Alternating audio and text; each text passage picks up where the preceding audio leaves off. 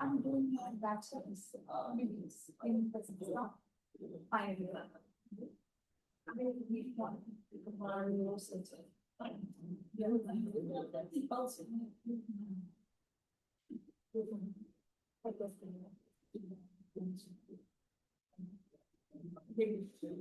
all that.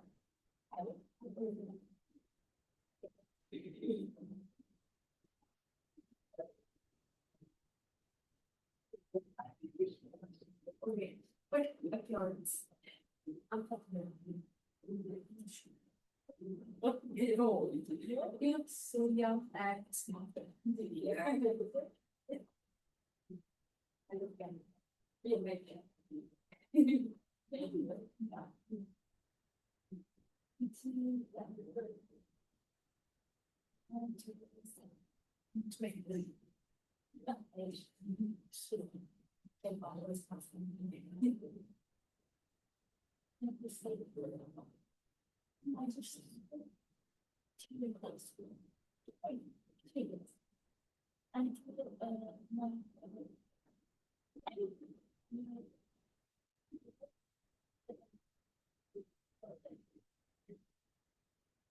you think that's what just one.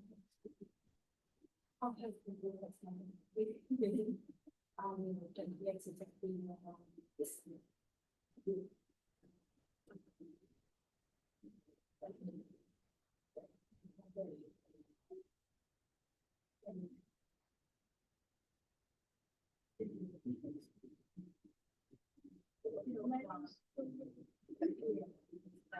This is my fault.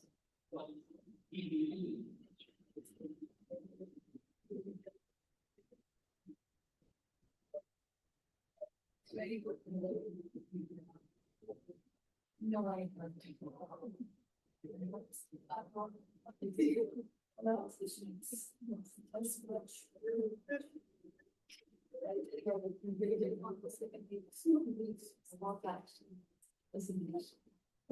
I'm not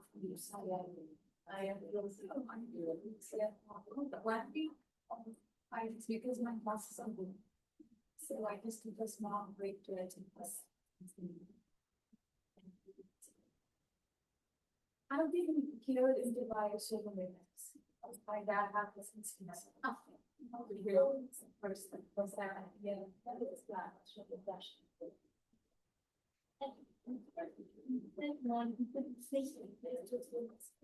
And also the state of the It's another negative, but it's a big one because it's in this country and also on the places to visit. No, there are it's less.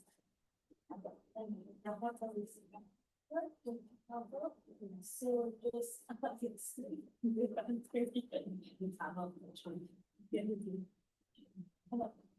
I have a self-Nigerian years. But I'm so upset that I think that this is the boundary impersonal. And to get other things in. I have a series that was. I think it's impersonal. Sometimes I don't. Because I know so it's very good. For the travel and often. It's very near from Kazakhstan and 6 years. For you. It's very for you most people. A lot of things.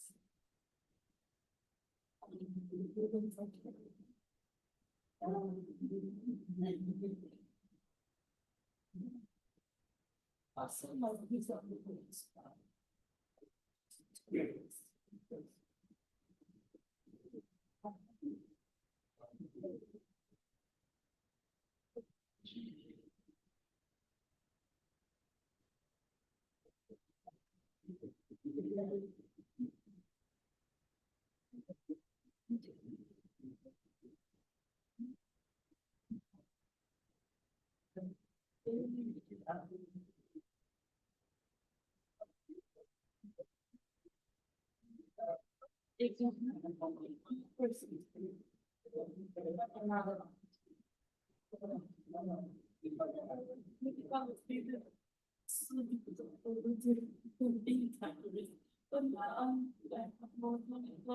Especially certain neuroscience and the scientists and the institution that looks to use.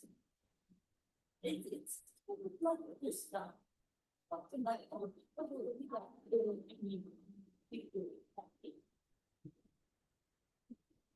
but I guess last week you have I'm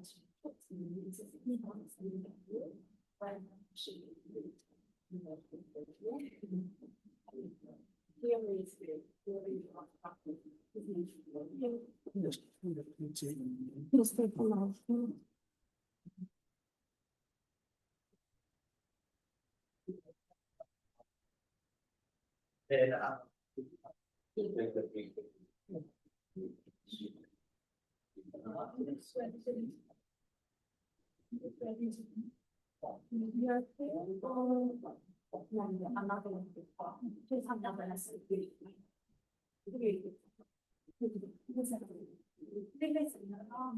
I just have to take one.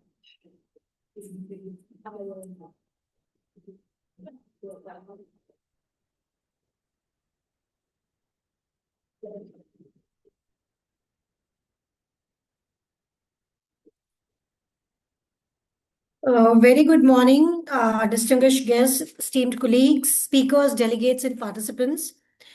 It gives me immense pleasure to welcome you all to the 5th World Neuroscience, Neurology, and Brain Disorders Summit and the 5th International Neurosurgery and Neurological Surgeons Conference, taking place from January 14th to 15, 2026 at Novotel Al Bashra, Dubai. I would like to have a brief about UCG conferences first. Utilitarian Conferences Gathering, which is called as UCG, proudly leads in organizing professional meetings, conferences, workshops, and symposiums across the medical, clinical, healthcare, life sciences, and pharmaceutical sciences. UCG bridges academia and industry, driving excellence and innovation in every event it organizes. With a global reach, 24/7 support, and a dedicated organizing team, UCG ensures that each conference is impactful, memorable, and tailored to the needs of its participants. On behalf of UCG, I extend heartfelt gratitude to the organizing committee, our esteemed speakers, and all the participants whose contributions have made this event possible. Together, we are advancing the future of neuroscience and neurosurgery worldwide. By way of introduction, myself, I'm Dr. Mohita Srivastav. I'm a neuroscientist, a cognitive health scientist, and also the founder, director, and CEO of Cognitome Program, Cognitome LLC. And it is an honor to serve as the chairperson for this prestigious event. This conference brings together leading experts, innovators, and practitioners from around the globe to share the latest advances in neuroscience, neurology, neurosurgery, and brain research. Over the next 3 days, we will explore groundbreaking research, emerging technologies, and innovative clinical practices that are shaping the future of brain health and neurological care. The program has been carefully curated to foster collaboration, stimulate scientific discussions, and provide a platform for networking among professionals who are passionate about advancing knowledge in this dynamic field. We hope you will take full advantage of the opportunities to exchange ideas, to do networking, ask questions, and engage with our distinguished speakers and panelists. On behalf of the organizing committee, I extend my heartfelt gratitude to all the speakers, delegates, sponsors, and participants who have made this event possible. Your presence reflects your commitment to advancing neuroscience and neurological care, and I am confident that the discussions we will be having here will lead to meaningful insights and collaborations. With that, it gives me great honor to officially open the fifth World Neuroscience, Neurology, and Brain Disorders Summit and the fifth International Neurosurgery and Neurological Surgeons Conference. Let us make these 3 days productive, inspiring, and memorable. I would also like to shed a light on the time frame that will be allotted to different kind of presenters here. For the keynote speakers, the time is for 30 minutes. 20 minutes of presentation and 10 minutes for the question answer session, and speaker 20 minutes, 15 minutes, and then 5 minutes for the question answer session, and poster presentations for 15 minutes, exhibitor workshops for 30 minutes, 20 minutes for the presentation, and 10 minutes for the activity. So certificates will be provided to the speakers, posters, and exhibitors right after their presentation, and delegate certificates will be given at the end of the day. I am also one of the keynote speaker and as I mentioned that I'm a neuroscientist, cognitive health scientist. So I'm waiting for our first speaker, Dr. Nageshwar Bandla, who's a specialist, register entry for intensive care medicine and anesthesia. And he will be delivering speeches on death by neurological criteria diagnosis, a UAE regulatory framework and current status. And the another one, a Hayat UAE organ donation and transplant program, 9 years of implementation. I think he's on the way. His colleagues are already here from Ministry of Health. So we are waiting for him.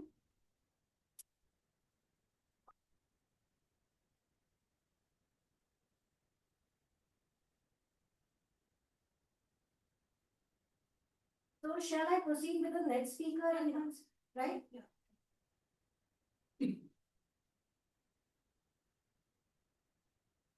Dr. Edward is here.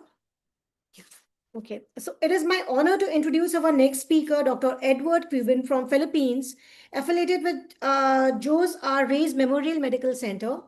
Dr. Cuban will be presenting his fascinating case study titled From Threatened to Thriving, a case report on cranioplasty flap recovery after needling guided by infrared thermography.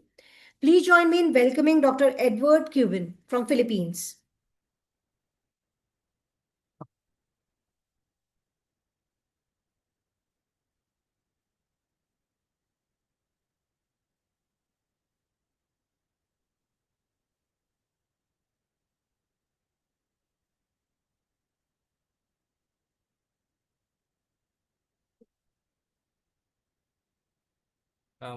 Good day, everyone. My name is Edward G. Kiben, and I'm from Jose Reyes from Manila, Philippines. So I would like to take this opportunity to thank our panel for this chance to share our paper titled From Threatened to Thriving, a case report on cranioplasty flap recovery after needling guided by infrared thermography. So after craniectomy, the brain lacks a bony protection increasing trauma risk and causing cosmetic deformity. Cranioplasty addresses both protection and psychosocial aspects. One of the major complications is flap vascular compromise, especially venous congestion, which typically appears within 72 hours and requires immediate action. Studies show that minimal invasive interventions like needling can salvage compromised flaps whenever surgery isn't immediately possible. However, none of these techniques have been specifically reported for the scalp. Our case introduces successful use of percutaneous needling for scalp flap venous congestion in couple with infrared thermography after cranioplasty. So for our case profile, a 38-year-old female with a left right occipital hypertensive intracerebral hemorrhage underwent decompressive hemicraniectomy and hematoma evacuation in 2024. 1 year after her surgery, she was admitted following generalized tonic-clonic seizures. So on examination, she was GCS 15 without sensory motor deficits with a sunken skin flap over the craniectomy site. Seizures were attributed to the syndrome of the Trephind, and she underwent cranioplasty using autologous bone graft by split calvarial grafting. Intraoperatively, there was inadvertent transection of the superficial temporal artery and its branches, and iatrogenic full-thickness scalp injury during flap dissection. So 48 hours post-op, the scalp flap developed duskiness manifested by delayed capillary refill, and 2 days post-op, she developed flap discoloration and areas of congestion consistent with impaired venous outflow. So serial monitoring was performed using infrared thermography with a NOIAFA NF521 infrared thermal imager sensor, which objectively demonstrated cooler surface temperatures over the congested flap compared to the adjacent scalp, supporting clinical findings of venous compromise. So the thermal map legend indicated a measurable temperature difference between congested flap and adjacent normal scalp, further corroborating vascular compromise. Percutaneous needling was initiated on post-op day 3 using a sterile tuberculin syringe applied at multiple sites over the congested flap at an approximate dermal depth of 3 millimeters, with puncture sites spaced about 1.8 centimeters apart. So here, needling was performed once again from day 3 to day 8, and the patient was noted no progression of flap compromise, and flap perfusion remained stable. Here's the thermographic representation showing bigger surface area on day 2 post-op on the left, with noted improvement on day 8 post-op, marked by lesser blue areas representing vascular compromise. Patient was eventually discharged at day 8 post-op and was advised for follow-up. She came in at day 14 post-op showing flap improvement and no signs of congestion. At the 3 months post-op, she achieved complete flap survival with favorable functional outcomes. However, alopecia was noted as post-op sequela. So for our conclusion, first, I'd like to emphasize the role of infrared thermography. It provides an objective, non-invasive way to detect venous compromise early. Thermal changes closely correlates with clinical findings, and using infrared thermography helps us document improvement after each intervention. Second, percutaneous needling proved to be a simple yet highly effective salvage technique in this case. By creating controlled dermal punctures, we were able to relieve venous pressure and restore perfusion without the need of immediate re-exploration. Finally, the success of this case highlights how crucial early intervention and recognition are very important. Prompt identification of congestion and early bedside management prevent flap loss and significantly improve reconstructive outcomes. So just to show you, here's the pre-op scan of our patient showing craniectomy defect at the left frontotemporoparietal area with sunken brain. Here's the picture of patient pre-op with the bone flap. And here is the split calvarial grafting to further improve reconstruction. And using the titanium implants and screws, we do an autologous bone flap using split calvarial graft. And post cranioplasty, the normal convex contour of the skull was restored, establishing cranial symmetry and anatomical integrity at the defect site.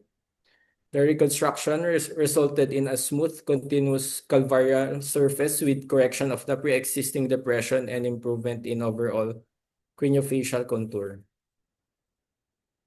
Here are my references. Thank you for listening.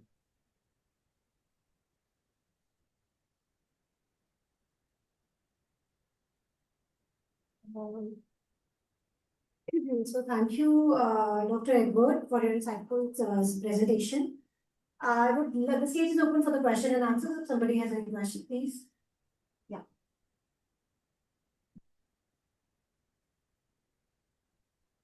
Hi, how are you? My name is Annabella. I'm a neurosurgeon. I've already been to the Philippines many years ago, so I'm very happy to meet a colleague from the Philippines. And my experience nowadays is also in islands. So I work in islands. Yes. I know how it is.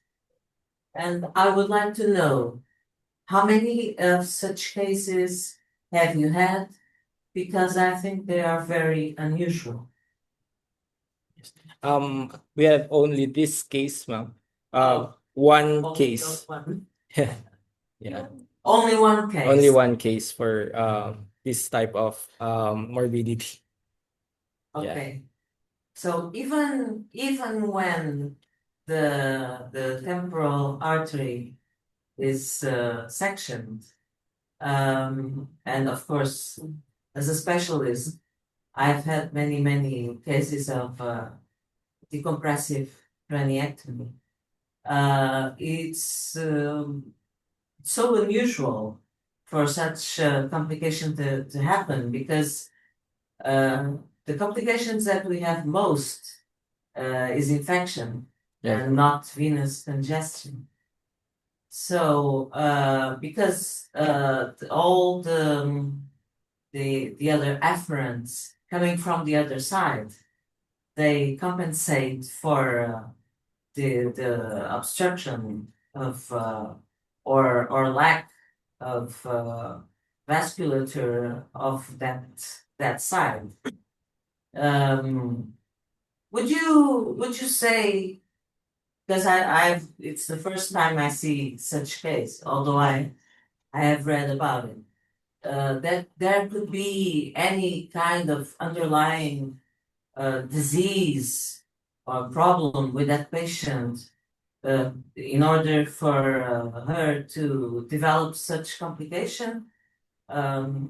Was there a medical study? Of course, that's not the neurosurgeon's job, but could it be any kind of other medical disease to contribute to such complication, and not properly the problem of the artery, sectioning the artery, or having some kind of undue pressure on the artery, which is something that we could explore. Yes. Thank you for that idea, ma'am. I think this case can solely be attributed to the surgery. However, possible contributing factor that I can think of is patient was diabetic. So maybe we could explore more on that. If rare cases like this may happen, and we can think of other medical conditions like what you have said. And for this patient, she is diabetic and poorly controlled on medications. So maybe we can explore on that, and another ideas may come from that as well. And not only put the blame on the surgeon, Yes, ma'am. for example. Yes. Maybe explore other options. Yeah, I thank would you. say. I really Thank you appreciate very that. much. Thank you. Thank you so much. And please accept the certificate of appreciation.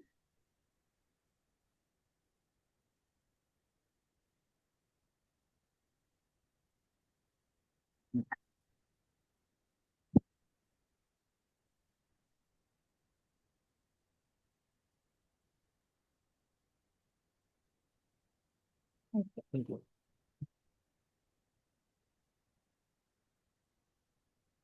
Ma'am, is Dr. Nageshwar here?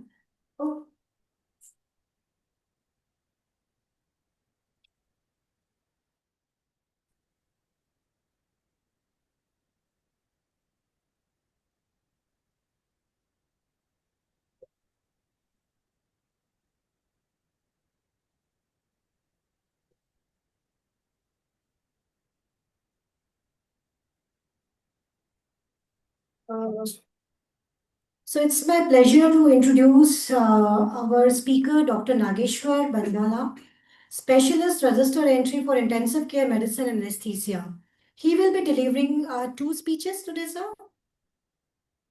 Yeah, first on death by neurological criteria diagnosis, UE regulatory framework and current status, and second one on Hayat, UE organ donation and transplant program, 9 years of implementation. Please join me in welcoming Dr. Nageshwar Vandala.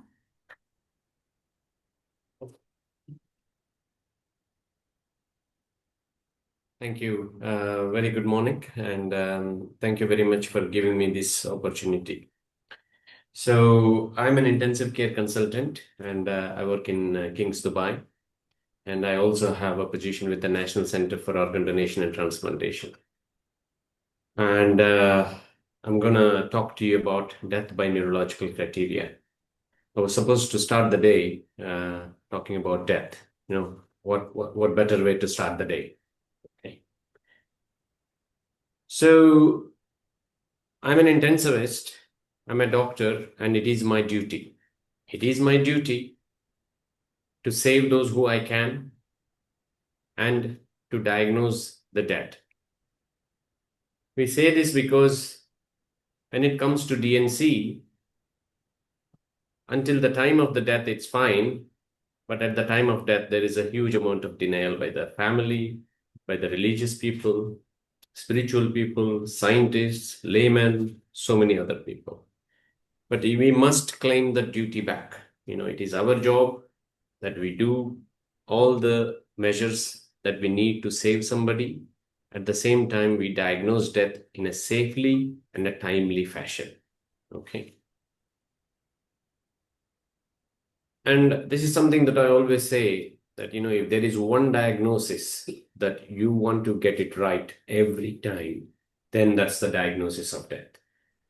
Because if you get this diagnosis wrong, you are usually on the front page of the newspaper for the wrong reasons. Okay, and you don't want to do that. And especially when it comes to a medical legal thing like death by neurological criteria, you know, the margin for error should be nothing, as little as possible. So that is why we take so many precautions, so many regulations, so many legalities around this to get this diagnosis right every time. You know, it's a simple diagnosis. You have a somatic criteria, you have a circulatory criteria, and you have a neurological criteria. The definition of death is very simple.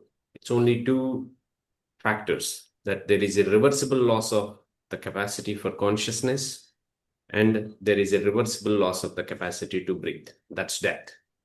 Whether that happens in a somatic fashion or a circulatory fashion or a neurological fashion, but it's at the end of the day, it's the same death. This is easy. Even thousands of years ago, people knew that if somebody is decapitated, then that's a game over. Probably a bit too late. This is also easy. We've learned it as junior doctors that we diagnose somebody by circulatory criteria, spending 5 minutes by the bedside, doing chest auscultation, doing some basic clinical examination. This is slightly more complicated. You have clear prerequisites that you need a very established etiology causing structural damage to the brain, which has led to the irreversible loss of the capacity for the consciousness and irreversible loss of the capacity to breathe. So the irreversible is the most important thing here. So irreversible coma and irreversible apnea.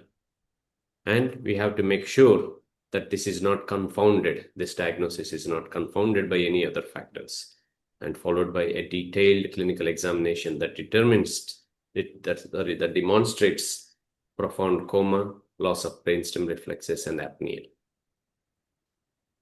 So there was a lot of variations in how this is practiced, and in 2020 they tried to get everybody together and agree on at least some basic preconditions.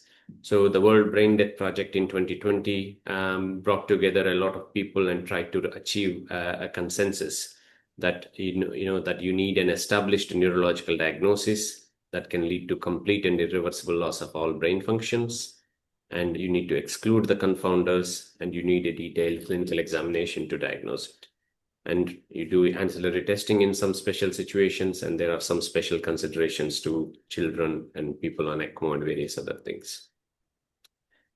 Even now, there are variations. So I practiced in UK for many years as a consultant in intensive care.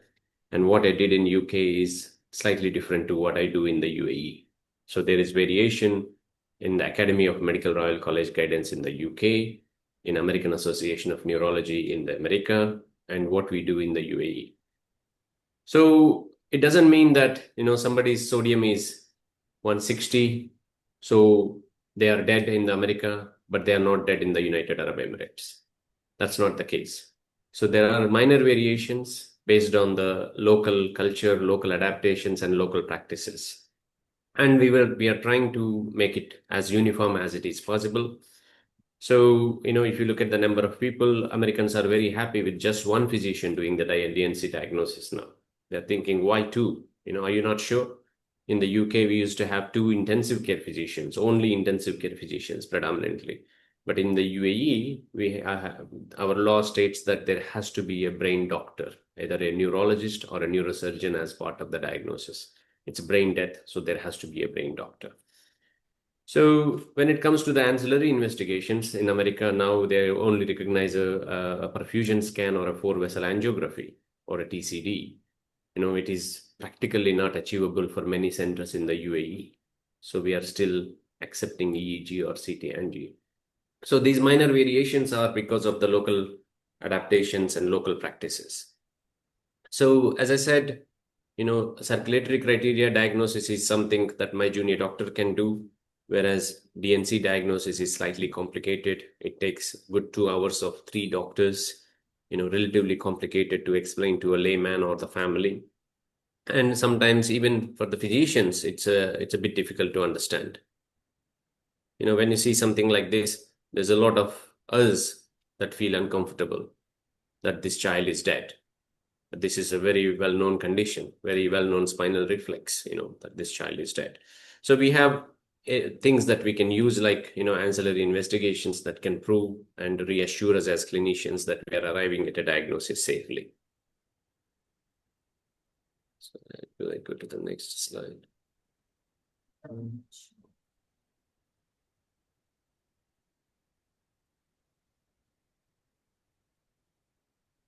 Yeah.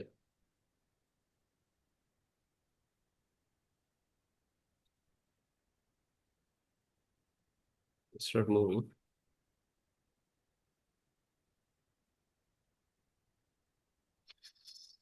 Okay, so in the UAE, it has been a very well-established practice. This is not something new. This has been there from the federal decree in 2016. So for nearly 20 years, it has been incorporated into our law, into our legislation, that a brain death diagnosis can safely be performed following this criteria. And this form has been in use for many, many years and derived from the Federal Decree Law number 4 of 2016. Okay, so just after the DNC diagnosis, I want to say a few things, just a couple of things more, because, our focus of today is donation and transplantation. And, once the DNC diagnosis is made, it does not mean that the care stops, So then there is a pathway to take them onto the donation and transplantation journey. So nobody wants to be an organ donor because you have to die, and nobody wants to die, But if you die, you definitely would not want to be a poor organ donor. Okay, so you have died, and your family has wished that your organs come to some use, and we as clinicians must not let them down, must not let those wishes die down by giving them poor organ optimization. So it's very simple. Keep everything normal. In intensive care, it's a standard intensive care practice. Just try to maintain their physiology as much as possible. That's all we need to do for organ donors. And it's the housekeeping stuff that is more important. In intensive care, what achieves good outcomes is not the fancy machines or the fancy technologies. It's a simple housekeeping stuff that gives us good critical care outcomes. So we must not forget these housekeeping things. And I'm going to talk to you about our Hayat program, the deceased organ donation and transplantation in the UAE. It's called Hayat program. The Hayat means in Arabic, it's life. And we are very, very proud as a nation of our Hayat program. If you look at the global observatory, 9 out of 10 people are waiting or dying, waiting for an organ. So however advanced these donation and transplantation programs are, they are still not meeting 90% of the organ demand. So over 90% transplant needs are still unmet. That means 9 out of 10 people are dying, waiting for an organ. And there is a wide variation. Across the world, there is a huge amount of variation on how progressive the countries are. And clearly, America and Spain are leading the way forward. And there is a lot of data not captured in major parts of Africa and Asia. And there is a huge room for improvement in countries like India, China. So there is a wide variation on the disease donation rates across the world. And it's very simple. If there is no organ donation, then there is no organ transplantation. In the UAE, if you look at our journey, it started from 1985, where we did our first living kidney transplant. Then we established National Transplant Committee in 2005. And 2016 is the landmark year, where there was a federal decree. And then ever since, we never looked back. So 2017, we did our first deceased organ donor and first heart. And then all the organ transplant services were available by 2018. 2020, Hayat Registry was launched. So any one of us can sign up to be an organ donor on the Hayat Registry in a matter of 10 seconds. 2023, UAE became the fastest growing organ donation and transplantation program in the world. So within a span of 5 years, UAE became the fastest growing donation and transplantation program in the world. In 2023, it is further enhanced by a new federal decree, law number 25 of 2023. By 2024, we exchanged. So we are expanding now. We are exchanging organs with other countries. 200 plus organs are exchanged with Saudi and Kuwait. And in 2024, in total, 1,000 organs transplanted, more than 1,000. So when we look at a conceptual framework, how we, traveled on this journey, how we achieved what we have done, there are 4 key elements to the conceptual framework. There is enabling elements, there is structural elements, there is operational elements, and there is training and research. And the first and foremost for me as a doctor, I'm a doctor. I would do what is allowed in Dubai, what is by law, what is regulated by the Dubai Health Authority. Because, I'm a professional, I'm an intensive care professional. I cannot do outside what the law permits. I cannot do outside what DHA's regulated scope of practice. So the first thing is to give that trust to the healthcare professionals, give that confidence to the healthcare professionals. So enabling elements in terms of the legislation, in terms of the regulation is a key aspect of it. And now organ donation as well as the transplant access, both are the rights of our patients, of our donors, of our communities. So the new law clearly says that the donation is a right of every resident in the UAE. It is not decided by the intensive care professional or the neurosurgeon or a neurologist. It is decided by the person when he was alive by signing on the Hayat Organ Donor Registry, supported by the family's wishes, or it is decided by the family who knows that person very well. So it is the right of the family to say no. It is the right of that person to say no. It is not the right of the healthcare professionals or the doctors or the nurses working in the healthcare environment. So that is clearly stipulated in our law. That's right of organ donation as well as right of transplant access. If you have kidney failure, you are on dialysis, you have the right to access the right kind of treatment for yourself. And the new law incorporates various other things like unrelated living donation. We are going to hopefully launch the donation after circulatory death in the near future. International collaboration is something that is actually mentioned in the law, and we have a lot of donor support programs available. Donors, the program exists because of the donors and the donor families. They are everything. And we're making a lot of effort on looking at the financial aspects of this and how the donor hospitals can be paid for the donor support, and how the patients can be supported for their transplantation needs by the insurance companies. So all of this is clearly mentioned and is part of the new law in 2023. And then we have the structural elements. It involves obviously a huge amount of structure, both at the national level, at the federal level, at the local level. So bringing all of them together, to build that structural elements that are required for the donation and transplantation program. So we have the Emirates Health Services, we have the Dubai Health Authority, we have the UMOC in Abu Dhabi. So bringing everybody together, making them part of the structure of the total program. There are several organ donation models that you would come across. In the past, going back, it was all led within the hospital. It was done within the hospital, predominantly led by the transplant teams. The USA, it is separated into a donation model, largely by the OPO, and then the transplantation model. In the Spain, if you look at, there is a transplant procurement management models, and then there is in-hospital transplant teams. In the UAE, we have a very hybrid model. In the UAE, we have in-hospital critical care support units that are based within the critical care unit. People like me who are actually part of a critical care unit in a hospital, who identify all the potential organ donors, who support from the time of identification, from the time of referral. We have several coordinators working within the hospital, within the critical care unit. So we have in-hospital support, critical care support unit, and we have a National Center for Organ Donation and Transplantation.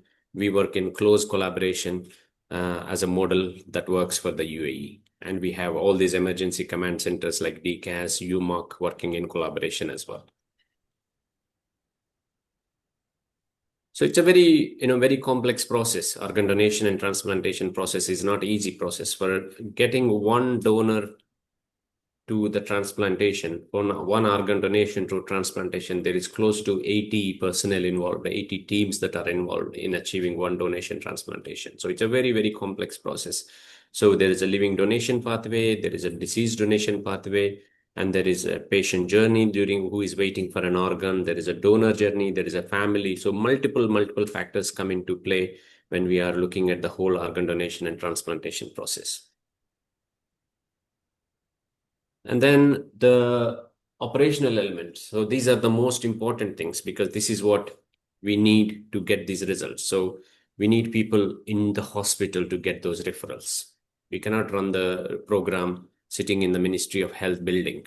We need people that can identify the referrals right at the time of admission, refer them to the national center at the right time so that we can carefully evaluate these donors, assess their suitability for donation, support those families in making the right decision. So the referrals, internal referrals within the hospital, external referral to the national center is very, very, very important.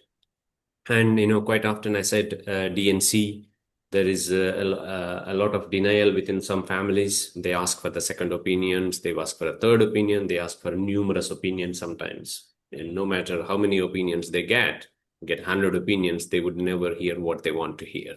Because somebody is dead means somebody is dead. Okay.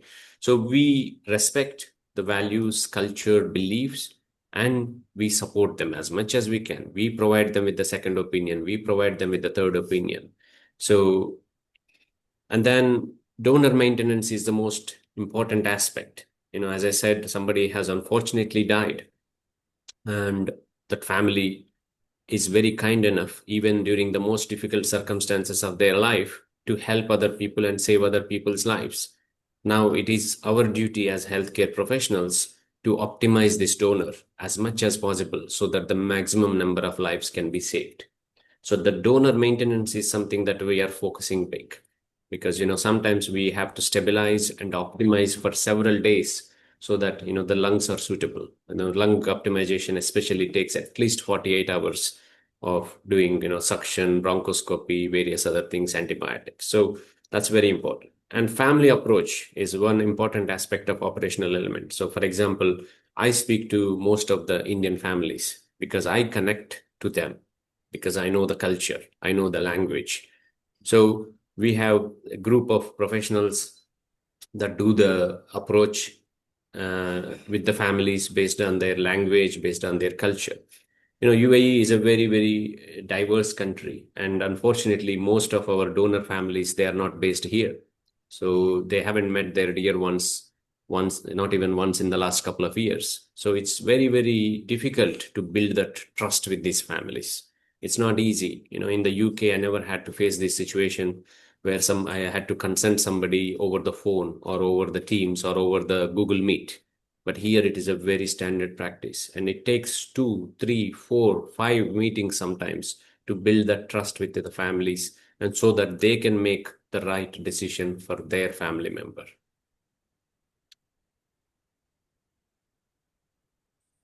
And then last one is training and research. So there's a huge emphasis on training and research. And in the UAE, we don't wait until until the legislation has passed, and then we start training. We start training upfront. The DNC training was started before the federal decree was passed. Now we have already done a huge number of workshops on the DCD this year with the collaboration from the TPM in Spain. We have DCD is not through the legislation yet, but we have already started training people. So this is what we do in the UAE. We don't wait until the legislation is passed, regulation is passed, and then we start training and spend a year or two on training.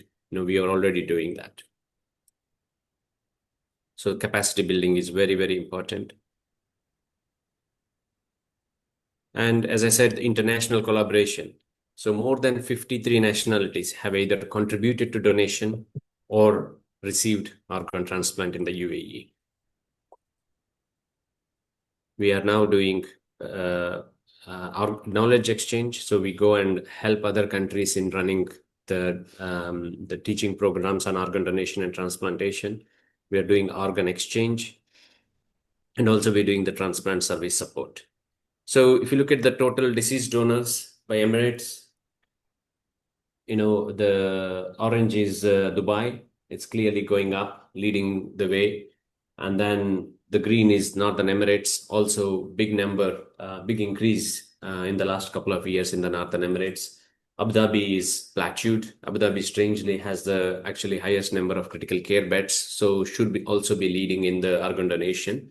But there are some local factors which we are trying to address. So all in all, we are making good progress in all the regions. So this is the total transplant recipients per million population in 2024. So there were 329. So at the moment, we're doing kidney, liver, lungs, heart, and pancreas. These are the organs transplanted in the year 2024. And total 1141 transplant recipients from 2017 to May 2025. Total number of organs transplanted 1187.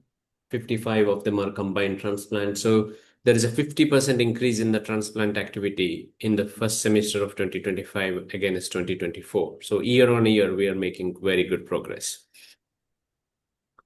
So these are the various organs transplanted. So there is also living donation in the UAE, predominantly in the kidney area, some in the liver area. So kidney, the living and deceased together, these are the figures. And yeah, these are our transplant centers. As you can see, our only multi-organ transplant center is Cleveland Clinic in Abu Dhabi, and Sheikh Khalifa and Burj Al Medical City. They do both liver and kidney. In Kings, we do only liver. And there are 4 other centers that does kidney transplant only. So Al Qasimi, Mediclinic City, Al Jalila, and Dubai Hospital.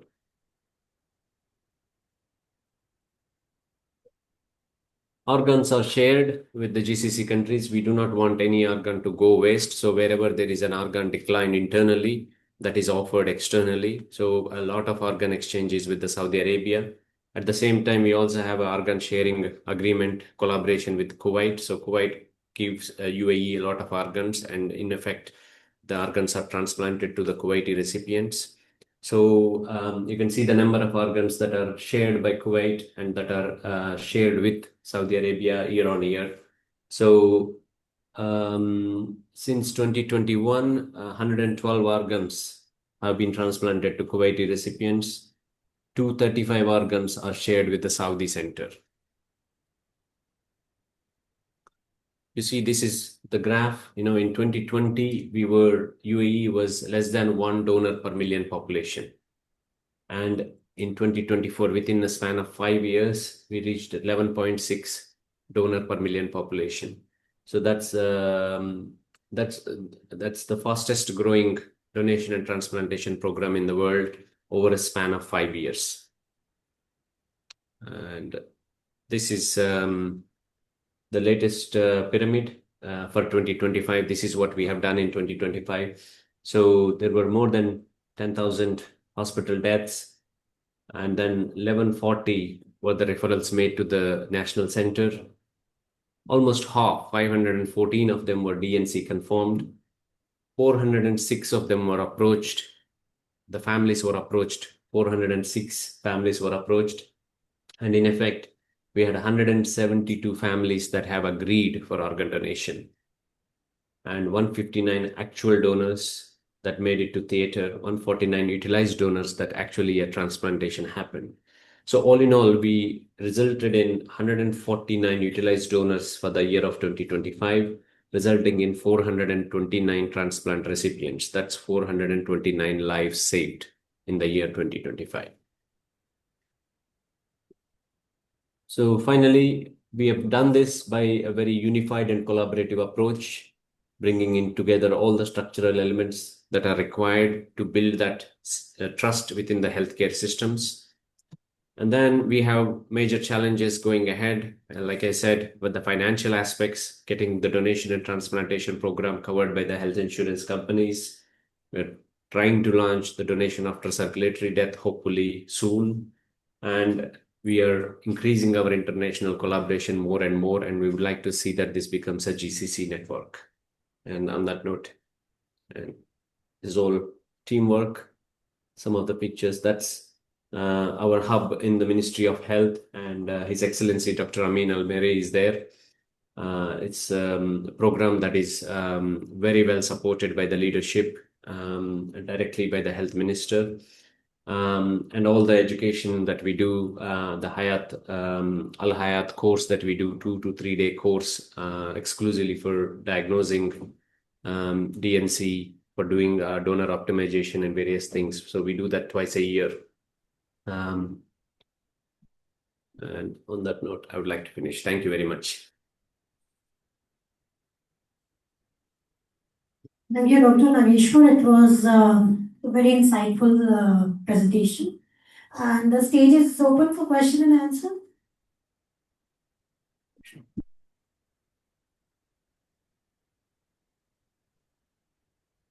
It's a great job. Thank you. I had no idea how this subject was dealt with in the UNU. I would say I am not the adequate person, because I'm the one who goes there and says that person is dead, because I'm a neurosurgeon and it's part of my job, not the process of contacting the centers and the transplantation and all. But I would like to give my insight. When you showed the example of Spain, yes, they are doing a great job about this. And I saw the map, and I saw my country, because my country is neighbor to Spain, is Portugal. I'm Portuguese. And one of the reasons that we, together with the Spanish, but we are a smaller country, of course, we are successful, is because everybody is a donor. It's the law. Obviously, we don't apply this to foreign citizens, and we wouldn't ever force parents to do it with their child. It's not a forced thing. It's a soft thing. We are mentally prepared to be donors. But if someone wants to opt out, he can say, I don't want to be a donor. By default, we are all donors. And I think that we can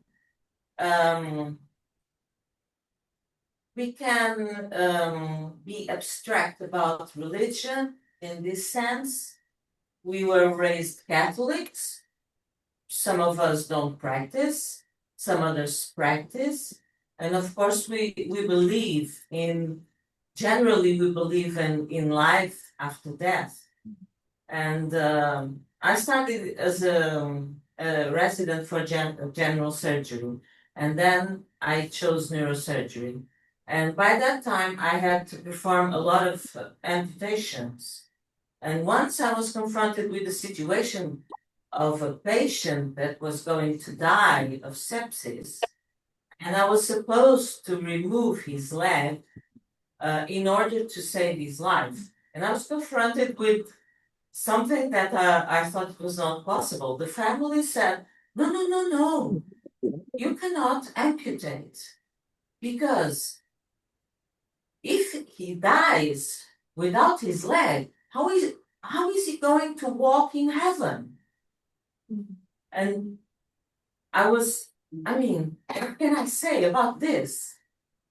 So now I think that irrespectively of our religion, we have to think about this, because one day one of us, any of us, might need an organ.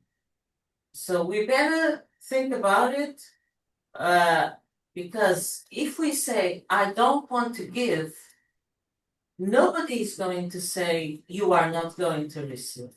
That's the way I think. And that's why Portugal and Spain are so successful, and in Portugal only in the official health system, not in private facilities yet. Thank you so much. Any other questions?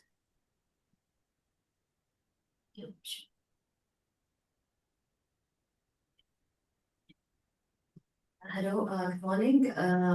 My name is Dr. Fithiya. I'm the head of capacity building in the National Center in the Ministry of Health. Maybe you are also surprised by the reason why we are here as the National Center, and it's a neurosurgery, a very sophisticated major maybe. But our aim actually is to advocate for Hayat. I think I don't know if most of you are aware that recently His Highness Sheikh Mohammed bin Zayed, he awarded Salim al-Mansouri and Fatma because they donated their daughter's organs and they saved 3 lives. Zahia was 5 years old. Unfortunately, she died and she became a donor. And it was an Emirati family and they made the decision. Yes, we are 11.3 million population right now. We have more than 200 nationalities in UAE. And we have a very good, we are a friendly culture. UAE is very open to all nationalities, and we are living with very good relation with all the nationalities. Maybe Indians, Philippines, and Pakistanis are the highest people in donation because they are the major people and they are from the labor group which are here and dying at young age due to accident and other reasons. But also I want to say that we are making great efforts. Having now reached in 2025, we reached 13 donor per million population. We are ahead of many developed countries like Germany and other countries. So UAE is growing very fast. It's one of the best in the region. And we are trying to share that knowledge, as Dr. Nag mentioned, with others. So my reason is here, as neurologist, maybe you will be a person who will encounter people who will be potential donor. So every time you fail to refer a case, you are putting other people at risk of dying. But every day you fail there, someone in the waiting list will die. Internationally or globally, one donor can save up to 7 lives. In UAE, we are now up to 3.5 lives because we have some challenges, we will overcome it. So I just want you as healthcare workers and professionals, whenever there is a chance for you to refer a case to the National Center for Donation, please do that. Thank you very much. Thank you, Mom. Any other question? Can I just say a Sure, please. So what was mentioned is the deemed consent. When I was in England, we were going through the legislation for deemed consent. And it was called Kira and Max's law. Kira was a young girl who has died while cycling or from a scooter. And she donated her heart. And Max was a 9-year-old boy who has got the heart. And it's become a very well-known public campaign because these 2 young children, Kira and Max, and the legislation went through England, went through the Wales first, and then England, and then Scotland. So the idea that it goes in the public campaign is very, very important. Once it is discussed in the parliament, then it's in the news, it's in the radio, it's in the newspaper. Everybody is aware of organ donation, and it makes it easy for us as healthcare professionals to discuss about organ donation. That's the whole idea. But the donors don't lie in the community. We encourage our Hayat organ donor registry, get everybody to sign up to be an organ donor. So that increases the level of knowledge within the community about organ donation, and it helps to an extent. But what is important is the donors are lying in the hospitals, in the intensive care units, under the care of the neurophysicians and neurosurgeons. And that's where we need to focus. Because the dead people are not dying. I mean, very few people are dying on the streets and at homes these days anyway, and they are not suitable for organ donation. So it's the healthcare professionals that really need to improve their knowledge and skills with organ donation, and so that we can make good progress in making and saving more people's lives. So the community campaigning is important, but at the same time, increasing the knowledge and skills of the healthcare professionals is even more important. And just one more thing I wanted to say, sorry, I don't know your name. Annabella. So, like Annabella, like Dr. Annabella, many people are surprised about the progress made by the UAE. This is a misconception, and we are here to break those misconceptions. Because, a lot of people ask, oh, UAE is an Islamic nation and there is organ donation in an Islamic nation. And I say this is not prohibited by any religion. People are wonderful. They are actually always willing to help. And, I'm originally from India, and there are many people that ask me that generally the people from the Islamic belief do not donate in India.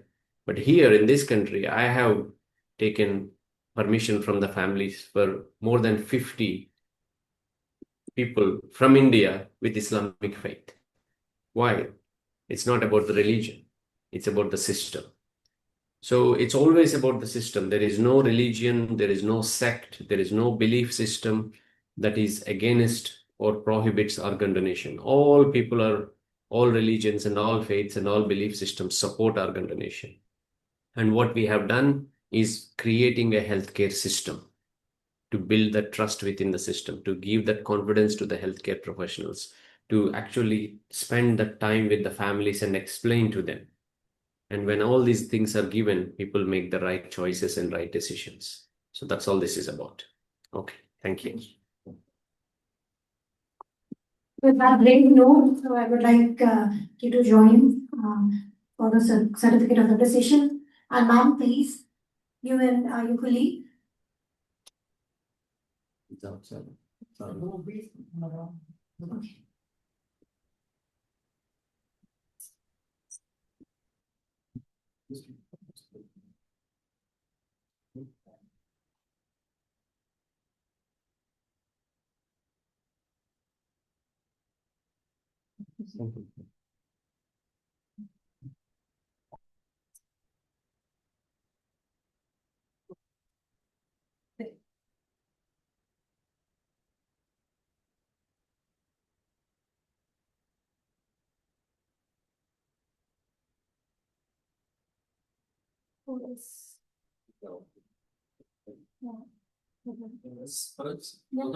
Yeah, for both of you.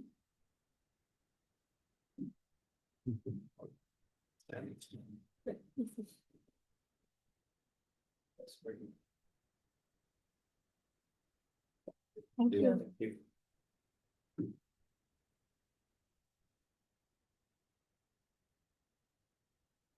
Okay, so we move on to our next speaker.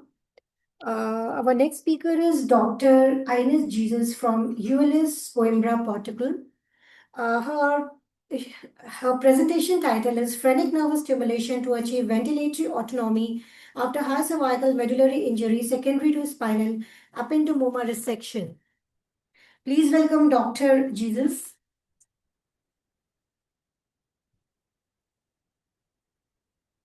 Good morning.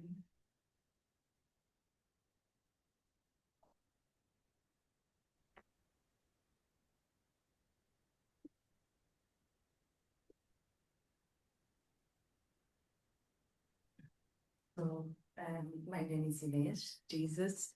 I'm a final year neurosurgical resident from Portugal. And I'm here today to speak a little bit about phrenic nerve stimulation. It is a rare, highly also interesting and specific procedure that is performed in a small number of patients and also in a limited number of medical centers. This was actually our first case. Just a quick disclosure, we used Medtronic devices, and they actually were very kind to provide a grant for the travel, but they had no influence on the content or conclusions of the presentation. So I'll start with the case of a 70-year-old gentleman that was actually driving it during nighttime in Portugal with his family. Suddenly, he had a headache and he started losing strength in all of his body. He managed to pull over and the family called the ambulance.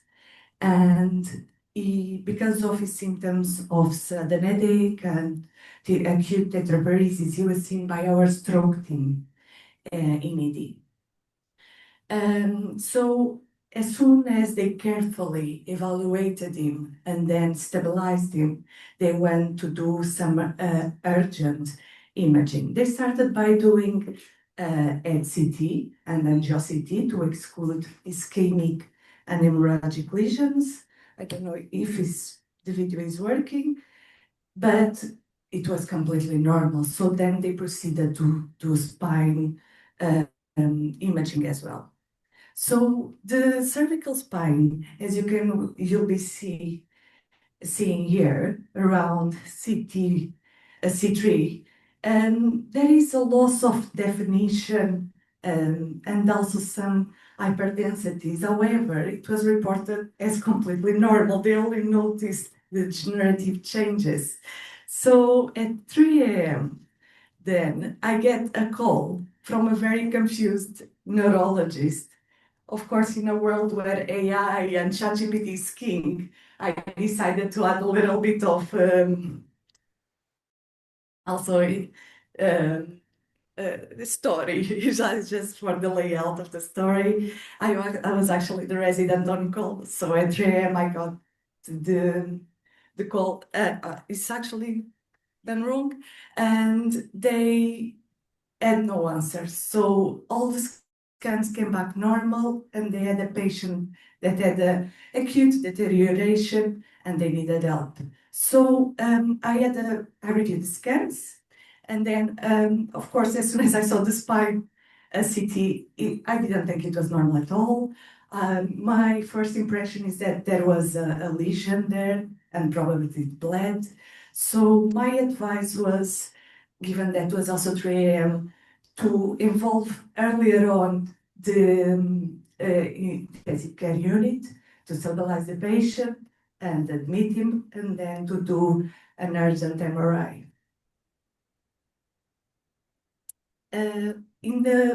Later on, he performed the MRI as well in an urgent way, and as you see here, there is an intramedullary tumor, and also is fusiform and extends cranially and caudally, and as you can see, there are also some signs of bleeding. So now we have the diagnosis. We have intramedullary lesions, and we decided as neurosurgeons, of course, to operate. The first surgery was done, we did a laminectomy, we did a durotomy, and then we did a gross total tumor resection. And the neuropathology came back later as being ependymoma grade 2. So at this stage, where we had the tumor control, the patient was completely tumor-free. However, we had a problem. So the surgery was a success, no tumor. However, it does not equal functional success. We had a patient with central respiratory failure, needing prolonged mechanical ventilation, and then also prolonged ICU stay. So we actually had to reframe our strategy and try to think of a respiratory solution for the patient. And this is where our functional neurosurgery comes in and actually helps us with the case. So we have now a patient, we review the case with high cervical injury, persistent ventilator dependence. We assumed that the diaphragm was okay because there was no trauma associated. And of course, then he had no cranial nerval dysfunction as well. So we actually, again, reframe the prognosis and try to move the patient from ventilatory dependency to try to give him some autonomy. So what did we do? We did phrenic nerve stimulation. Our approach was to do bilateral cervical phrenic nerve stimulation. Sorry, very dry throat. So we did on the right side, we did a V incision, okay? And on the left side, we did a transverse parallel to the clavicle incision. And why we did different on the right side? First was the first side we approached. We did the approach. And second is also because the anatomy is more packed there. The vessels are more prominent, and also the phrenic nerve is a little bit deeper. So we started dissecting mainly posterior to the sternocleidomastoideus. Then we found and we retracted the external jugular vein. We went a bit deeper. Then we found the ansa and the internal jugular vein. And then we separated the fat part of the supraclavicular posterior cervical triangle. We kind of did it in blocks, so we went from medial to laterally to detach it from the internal jugular vein. And then, of course, we found our phrenic nerve anteriorly to the anterior scalene muscle. We dissected, we stimulated with a bipolar probe. The milliamperes were, I think, roughly 0.2. At this stage, we always check with fluoroscopy the diaphragm contraction. And then we went to the other side. This is a little bit more of a schematic pictures to show you the anatomy. Then we use the vectors and the anchor stim electrodes. These are electrodes that are used mainly in spinal cord stimulation, okay? They are not specific for phrenic nerve. So we started doing the tunneling by intraclavicular approach, so where we did the pouch, then to put the IPG. We went caudal cranial, and then because I don't know if you are familiar with these electrodes, they don't anchor, so it's quite difficult. So we constructed like a semi-tubular kind of way with Teflon. And we opposed, of course, the nerve to the electrode, and we anchored it. And then, of course, we made sure by using fluoroscopy that we had the diaphragm working. So this is a video of the diaphragmatic capture intra-op. As you can see, it's moving perfectly on both sides. And then, of course, we also used extensors, and then we connected to the IPG. There were no complications reporting during the surgery, and soon after, we had a patient that went from fully ventilator dependence to being only needing non-invasive ventilatory support at night. So that was fantastic. And actually, the patient, and I admire these patients because of their strength, because we have a tetraplegic patient that his way of life changed completely in a matter of seconds. And his only wish was to be able to go home and then to live the rest of his life with his family. So that's amazing, and that's a very also positive thinking for the patient. Then, of course, he did some physiotherapy, and he actually started needing less and less as well to support at night. And he actually managed to go home a few weeks after. So just to speak a little bit about literature, again, that is lacking. There is very few information about this kind of procedures. I show here a study that was done 10 years ago, and is actually a study that they reviewed 480 articles, and they only managed to actually use 18 of them. And again, the recommendations, the indications were very poor. So maybe we need more cases like this, especially successful cases. And also just there are also other type of stimulation, of phrenic nerve stimulation, but I think it's always best if we do a stepwise approach. So we should always identify the patient with high cervical lesion,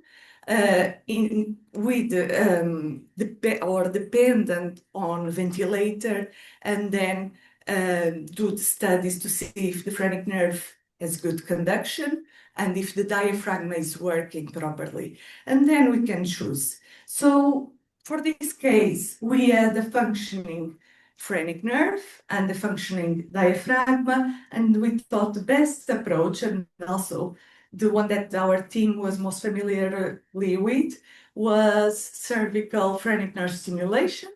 But if you have also intact phrenic nerve and diaphragm, but you have difficulties in the cervical approach, you can choose diaphragm pacing. But if you have an injury of the phrenic nerve, you can go for nerve transfer pacing. And there are some cases of epidural spinal cord stimulation, but again, this was only trials, and they were very unpredictable. So again, why I brought this case, why I think it's very important. So we changed completely the functional outcome of this patient, and it was actually a success for the patient and for our team. So it was the first procedure done in our center like this, and the patient had a huge benefit. Then, of course, we demonstrated that we can expand the indication for phrenic nerve stimulation, and we can actually use and adapt some of the materials we use for example, chronic pain, and construct something different and still help the patients. This is a slide just to stimulate and also motivate you to maybe try to do that in your centers. I don't know if you already do it or not, but I think we should start doing more, identifying earlier on the patients that will need this kind of procedure.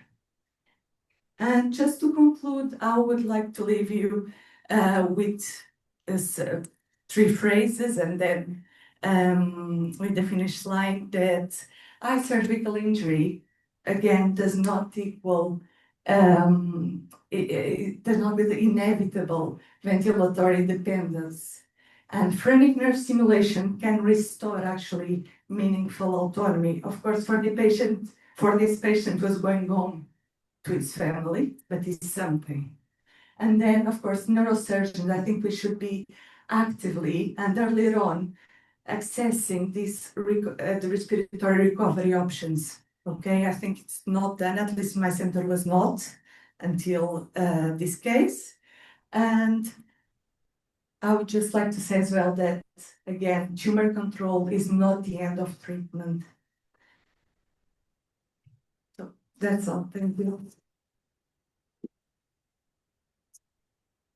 Thank you, Dr. Elise, for such a great presentation. The floor is open for the questions. Anybody would like to add on, share, ask?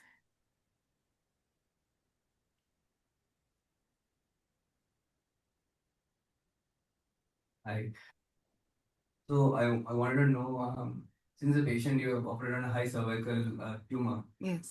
what is the would you prefer using intra-abdominal monitoring? In this case, can you have avoided respiratory paralysis in the first place? But he was already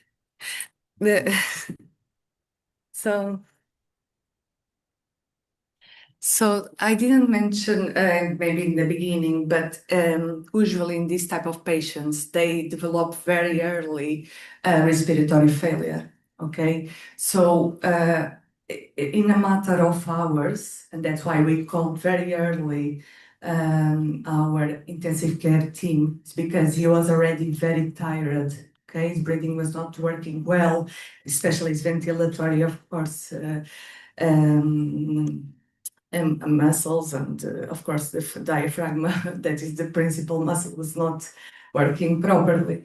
So the patient was already tetraplegic and ventilated when we did the first surgery. Okay, so we just changed the prognosis of him staying forever connected to a ventilator. Then he was, of course, they did tracheostomy, so you breathe through a tracheostomy tube, and but again, always ventilator assisted. Okay, so we just it actually took this, I don't know, this terrible, happening to the patient, and we tried to, to do something and actually give him what he wished for. That was, spend the rest of his days as a tetraplegic, of course, at home with his family. So we couldn't change really the outcome, okay, of the tetraplegia and the respiratory failure. We just helped. Okay, I don't know if I answered your question. Yeah. Thank you. Thank you, Dr. Miss. And I would like to announce that we will have a photo shoot just before we proceed for a coffee break. Um,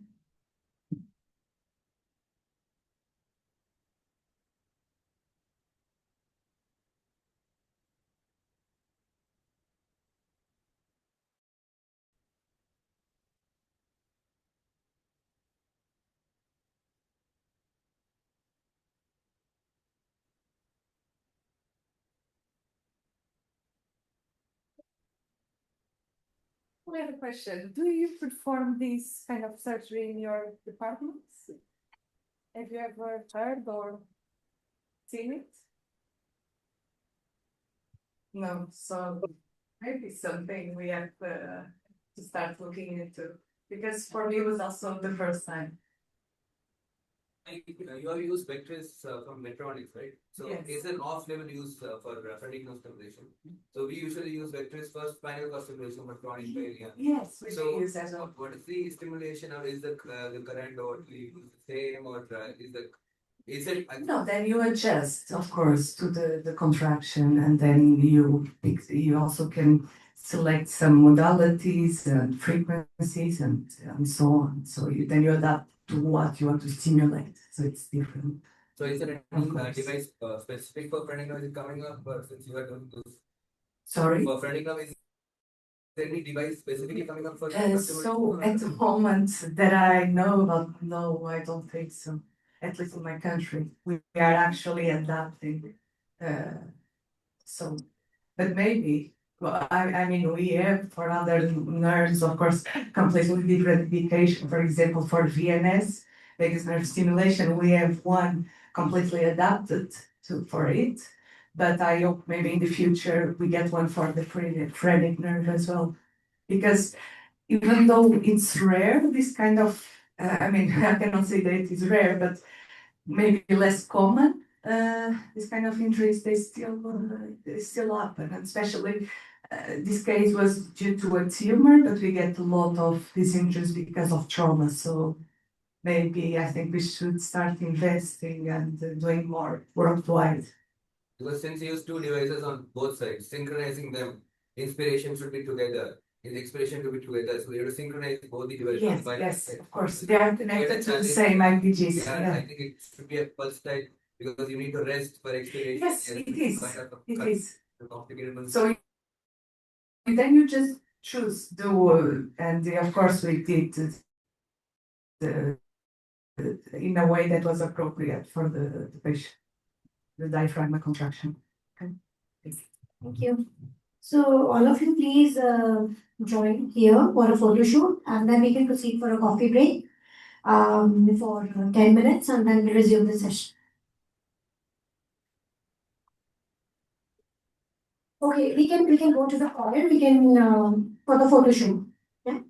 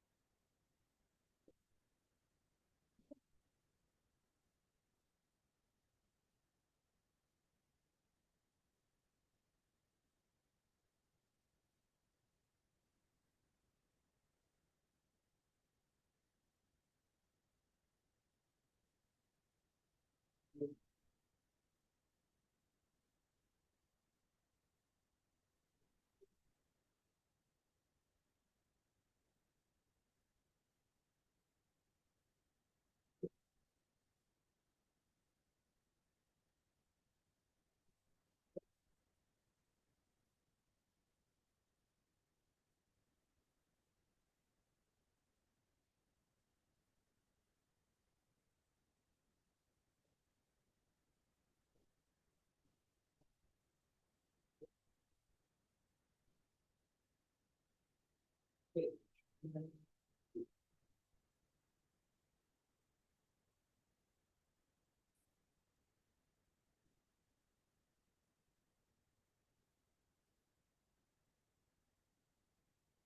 welcome you all, resuming the session further. So our next speaker is Ms. Al Safa Ashraf from um, Kazakh National Medical University, Kazakhstan. And the title of her speech is Deep Neurosignatures, AI-powered early stroke recognition from human biometrics. Please welcome Ms. Al Safa Ashraf.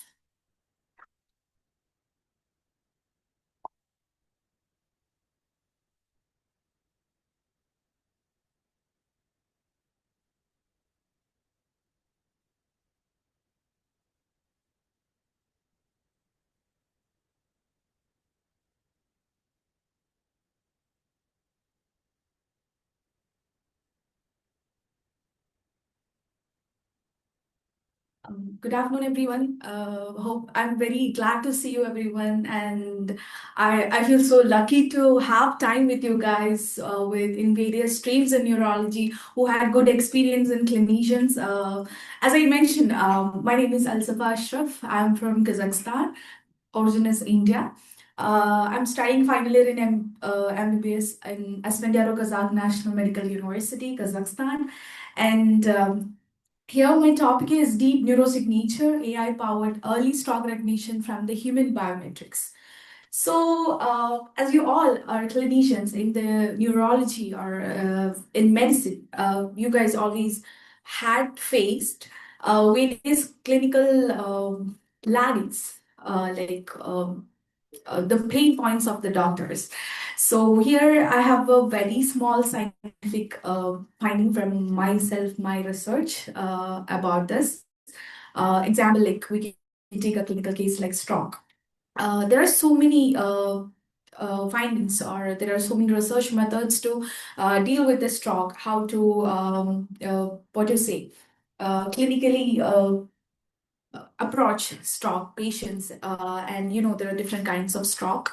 And the thing is that in neurology the main key stuff is our neurons. So as a neurologist, for every doctors, it's very important to save even a one there, because in 1 minute millions of neurons are dying.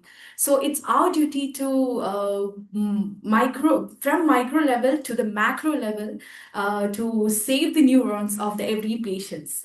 Maybe our neurologist only can know that pain points, because we have so many limitations in our research methods, or the clinical methods to find it. So, as we know, why stroke is still a problem? You know that it's a kind of stroke, still a race against the time. It's a key time is everything in neurology. And it says that in stroke, 1.9 million neurons are lost per minute. And the main thing, what it's outcome based. The outcome is completely based on the early intervention and early diagnosis, and according to the diagnosis of the clinician, the treatment, right? So it's a race of time, right? So the delay remains commonly global everywhere, because one of the most death reason for the disease is stroke. As you all know, irrespective of any other departments, any other diseases, stroke is one of the common reason for the death all over globally, right? So, according to the clinical reality, there are so many laggings we have. As an example, like India, I'm from India, and those who worked in India, they know that there are so many, we have so many patients in ED departments. Like, even a clinician can't, control the crowding, right? There will be enough. There will not be enough staffs there to do the vitals, etc. So there are so many laggings. So overcrowding of EDs, limited neurologist availability. As you know, EDs, there will not be much neurologist or the neurosurgeons every time. So the prioritization is the main key. So it will be imaging cues. As you know, if we refer for as a clinician, if we refer for an MRI, it takes time, right? And we as a neurologist know that how many millions or billions of neurons are dying in that time lag, right? So, and the junior clinicians under pressure, they'll be having so many patients, so they think themselves will be, confused about whom to give the prioritization and who is in the critical category. So that's a very confusing point in the ED. I hope as you guys are clinicians, you'll be faced these situations in your daily life. So let's speak about the current medical system and how the doctors' pain points with the current status of the medical system. So conventional stroke pathway, usually we use the FAST system or NIHS scaling, and next, as in the case of the imaging, CT or MRI, radiology interpretations as machineries currently available in the medical system, and the treatment decision obviously it goes to the clinicians. And currently we have the clinical assessment, as I said before, image confirmation. It can be CT or MRI, and you know that there is a time lag, right? And we have the decision making according to the condition of the patient and what type of the stroke the patient have, whether it's hemorrhagic or ischemic. And it can be thrombolysis, thrombectomy, eligibility, multidisciplinary consultation. So the main thing here we have to notice that currently there is no rapid or objective or pre-imaging bedside system continuously quantifying the neurological impairment in real lifetime, right? But I'm not telling that we have to invent something new for bedside intervention or something, because I know there are so many limitations for everyone, because bedside in the sense inside home, inside one's bedroom, we can't input for every people. Even it's technological enhancement, we know it takes time to get globalized or urbanized in different parts of the world, as if humans are spread all around the world. So I'm saying we can have some change technologically enhanced our triage system. I don't know about every countries, but in India, there is like overcrowding in the ED. We don't have proper level of triage system. Every doctors in India know that pain points. Like they will be having so many cases, irrespective of the departments, and all the specialists will not be available. Every staff will be based on, I mean, completely get busy on their own managing other critical patients. So there will be someone sitting in the chair, normally having major stroke damage, and they don't be having much visible stuff or abnormalities when we are just seeing them. But in that time, millions of neurons are dying in their brain. So in that thing, triage is a main key role. Before imaging, we have to fix it. So as you know, there will be defects in the subjective clinical assessment, because it varies according to the examiner experiences, junior residents, clinical exposure, or inter-observability in the NIH scaling, which is one of the key points. And there can be often subtle deficits also. And also the time delays, as I mentioned, even it's for CT or MRI, it's due to imaging delays, radiology availability constraints, even if it's especially in the crowded areas.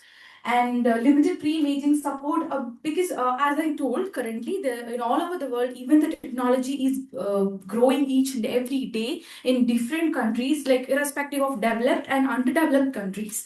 There is nowhere bedside interventions are there. And you, as I know, as you all know, that there are so many limitations to be installed in one's bedroom, right?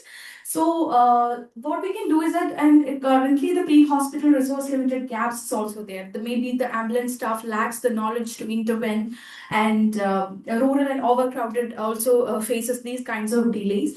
And cognitive and system burden also will be there, because the patient load in the ED departments, the countries have so much population or very less number of hospitals, and time pressure on the junior doctors, etc. So this is what happens, and this is what the pain points of the current doctors. So currently we have to look where gap and what we can do in that. Okay, so the missing layer in the stalker is not completely objective. We always go for the subjective stuffs. So in the objective pre-imaging AI, the subjective neurology.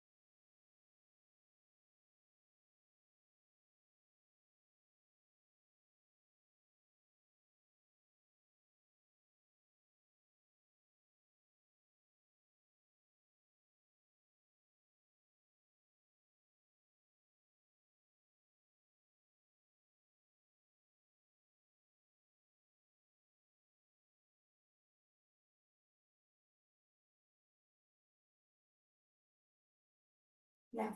MCH Neurosurgery from GB Pant Hospital, India. And his speech title is Role of Middle Meningeal Artery Embolization in the Treatment of Residual Recurrent Chronic Subdural Hematoma, a randomized controlled trial. Please welcome Dr. Anand Kumar.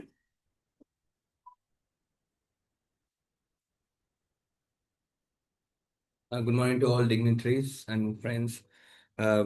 My presentation will be on middle meningeal artery embolization as a part of treatment of chronic subdural hematoma. So we did a randomized control trial. I am a third year, final year MCH neurosurgery student from New Delhi, GB Pant Hospital. So yeah, I got financial aid from the Neurological Society of India for travel and conference purpose.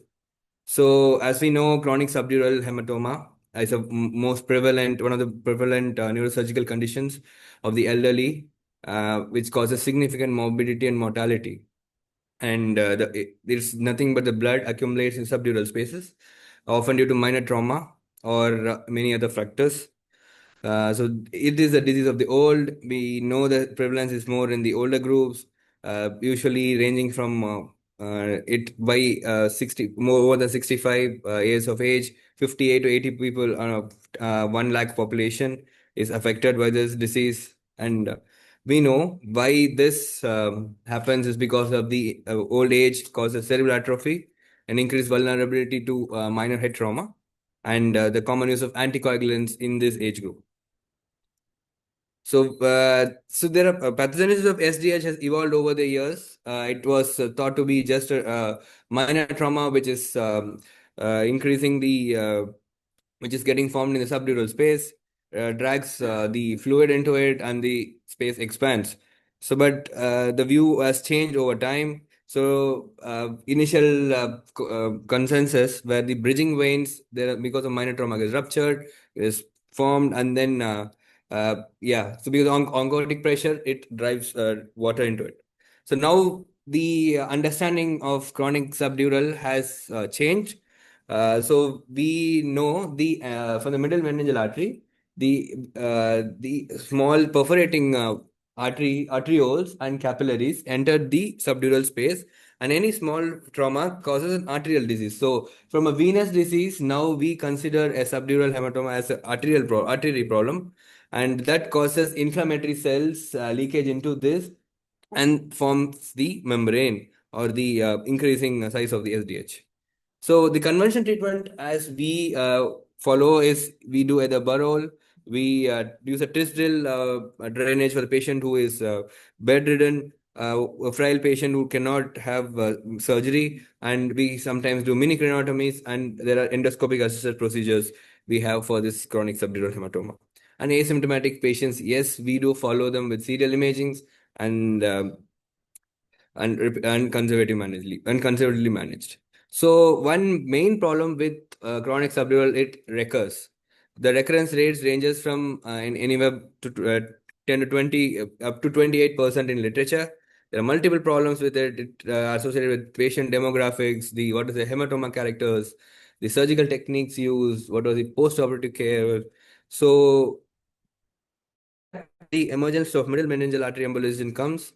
So it has been still under study. The interim results of major trials are out.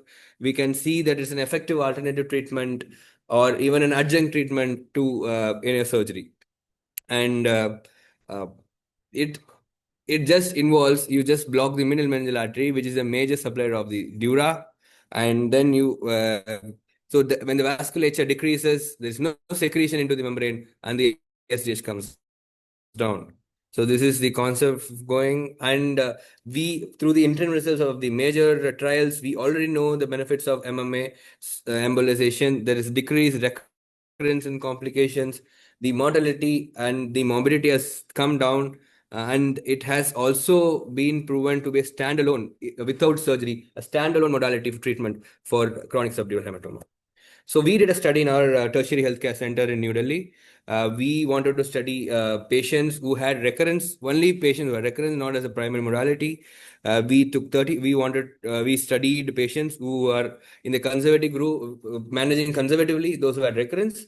and undergoing MM embolization. We chose patients who had less mass effect, did not have major neurological deterioration, and can be followed up conservatively.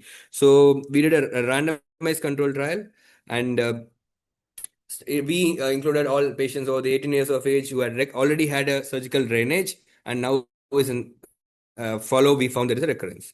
So we were able to enroll around we were able to enroll around 30 patients, and both the wings, we conservative group was 15, and the patients who underwent embolization were 15. And one patient, both in both the we followed up these patients for a month of 3 months, and then we did serial imaging to find out how's the resolution of the hematoma in these cases. So what we did is, once the patient was been enrolled, we did embolization. We did the procedure in a local anesthesia or a general anesthesia. We took a femoral access through a 7 French check flow, and then a diagnostic catheter. We used angle. Usually, we use a H1 or a SIM2 catheter to hook the catheter, then exchange with a multipurpose catheter. And through microcatheters, we selectively cannulate the middle meningeal artery, and then we embolized with the common embolizing material which we used is NBCA. And we also have other options like the Onyx by the other companies. So we normally used is the NBCA. So this is the treatment enrollment consort diagram. So we enrolled 30 patients, 15 in each group. We one patient in both the groups, one patient underwent surgery because of the increasing mass effect. So these are the results of the 30 patient study which we conducted. The age, demographic details, history of trauma did not have any difference between the groups.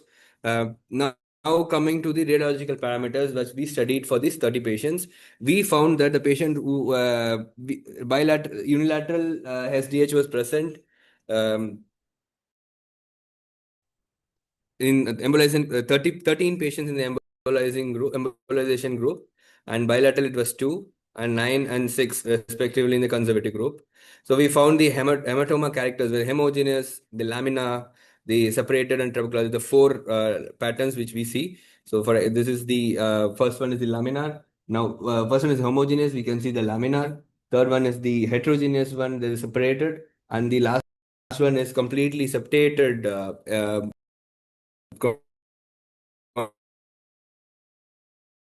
Chronic subdural hematomas. This is 4. Then all patients are subjected to MN embolization. We done in this area. So that blush says that the increased vasculature, the neovascularization that has happened in the membrane of the chronic SDH. And we can also see sometimes the entire membrane is getting hyperintense during the DSA. So this is how the external carotid artery shoot will be seen in a DSA. So this first branch, this is the termination of the ECA into the maxillary internal maxillary artery and the superficial temporal artery. The first branch of the MMA, the first branch of the internal maxillary artery, we see the middle meningeal artery, and it forms the anterior and the posterior divisions and mainly supplies the dura.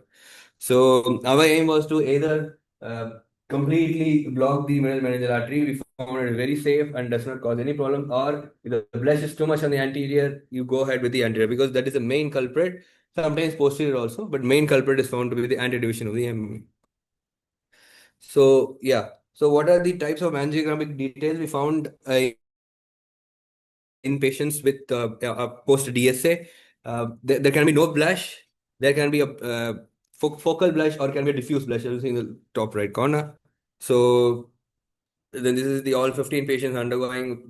One patient had to undergo rescue surgery, as I already said. So these are the angiographic findings we found in these 15 patients.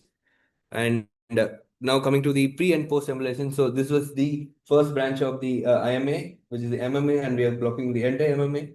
You can see that the MMA is not filling up. Now, after this procedure is done, we follow the patient with serial imaging for 3 months. So, for example, this patient, we had done a complete MMA embolization. The immediate post-embolization, we can see here that the hyperdensity increases in that.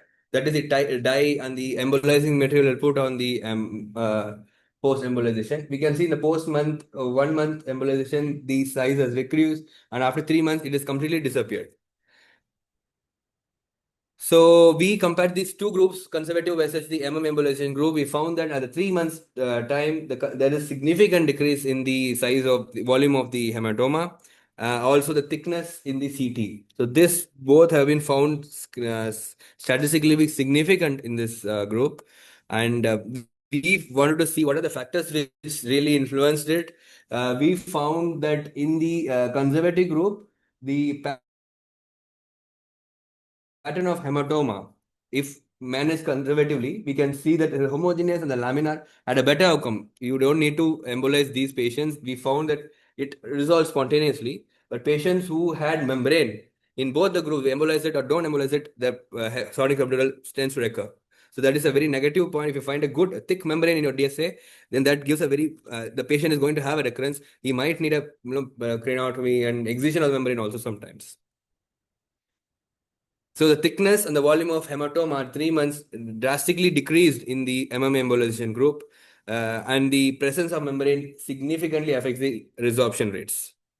So these are the major trials which are ongoing. This is the embolized trial. They are comparing the Onyx with versus this is as an adjunct therapy, surgery plus Onyx versus surgery. So they find that there is significant low risk of reoperations when you use an adjunct treatment to drainage. And this is the MAGIC empty trial. Again, the lower incidence of serious adverse effects with liquid embolizing agents.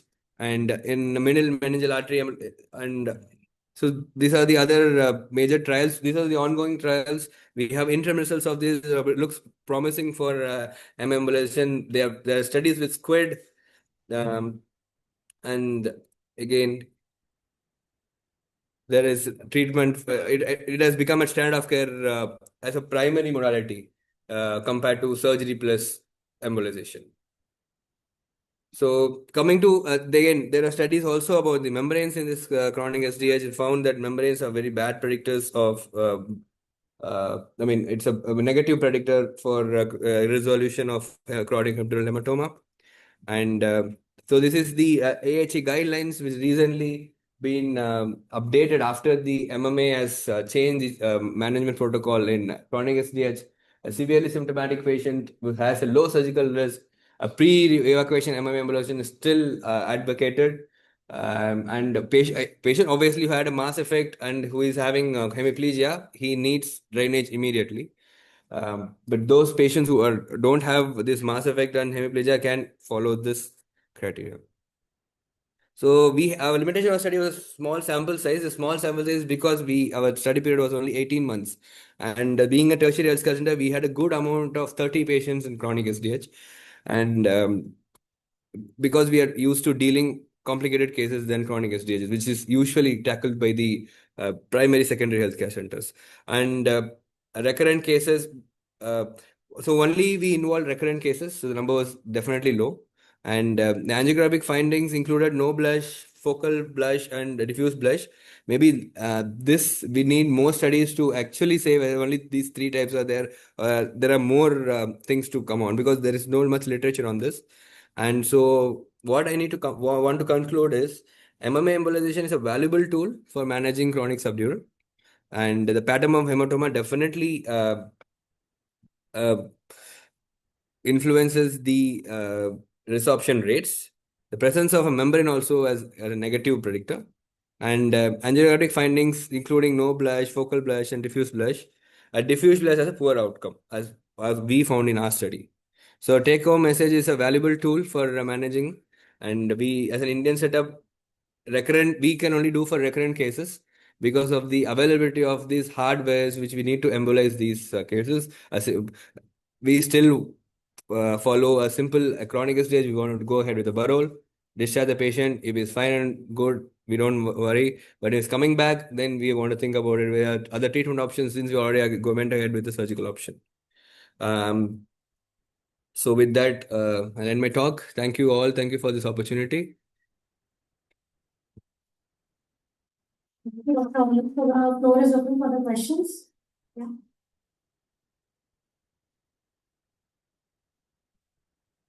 Good morning.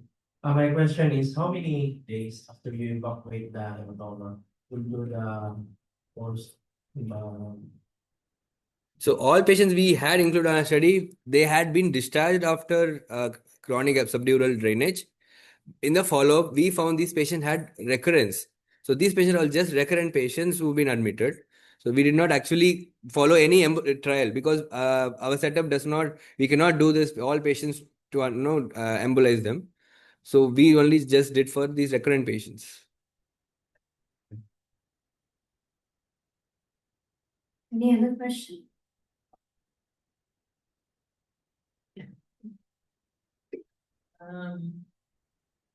I think it's a great presentation, especially because you are talking about recurrence, and recurrence is something that happens within many days. Yes. Because we know that first the air has to resorb, and the brain shift has to not disappear, but at least get better.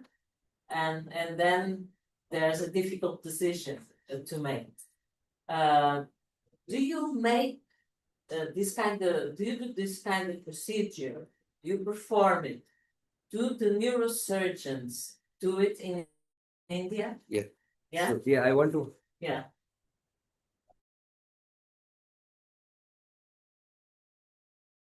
I wanted to include this in my talk actually. So we are one of the tertiary healthcare centers in India where we perform dual neurosurgery. We do endovascular neurosurgery plus open microneurosurgery. We have treatments for aneurysm. We coil, we place flow diverters, and we clip. So this is one of the very few institutes in India where we follow this. So this embolization is part of our curriculum, and yeah, we do practice endovascular surgery. Yeah. Yes. Because in Portugal, we cannot do that. Okay. The neuroradiologist would kill us. It is still a matter of debate in our country, but this has been the institute which I am in right now is known for this dual neurosurgery, and people prefer to take it there because it's another venture which totally opens up, and something which it is in the radiologist's domain. Yes, So, it's a regulation are different from country to country. yes. In our There are no country- strict rules that no one should practice it, but you should have obtained a proper degree. Yeah. If then you can practice it. In our country, even neurologists practice intervention neurovascular stuff, and radiologists do it. Yeah, of course. If any complication, they come to us. So I think we are the ones who should do it. So yeah, It's a valid one. so. But it's just a comment because we wouldn't, even if I would love to do it, I cannot because the next day I will be, someone will file a complaint against me. Yeah. No, we have opened up now fellowship programs also for endovascular surgery. So yeah, every year we're taking 2 people. So yeah, I have seniors who are in as fellows doing endovascular neurosurgery. Yeah, it's still a matter of debate. I think there is some issues going on. Yeah, it's in the court. What I hear here, but we are safe right now. I'm very safe to practice. Endovascular surgery. Okay, thank you so much. Thank you, Dr. Anand.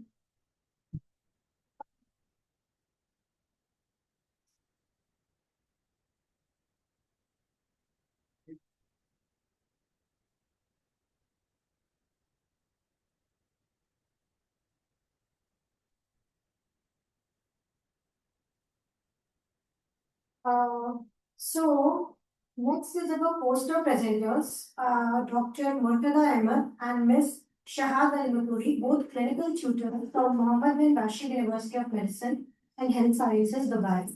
They will be presenting on the topic mesenchymal stem cell therapy for degenerative spine disease, systematic review.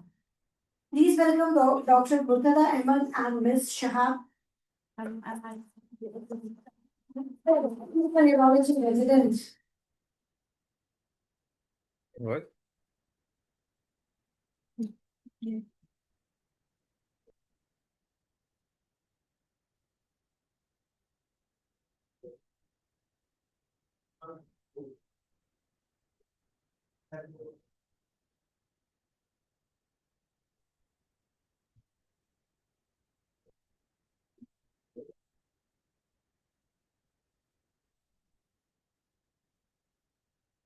Hello, good morning, everyone. My name is Dr. Martada, and here's my colleague, Dr. Shahad Notori. I'm a clinical tutor at Muhammad Barash University of Medicine and Health Sciences, and my colleague is a first-year neurology resident at Dubai Health.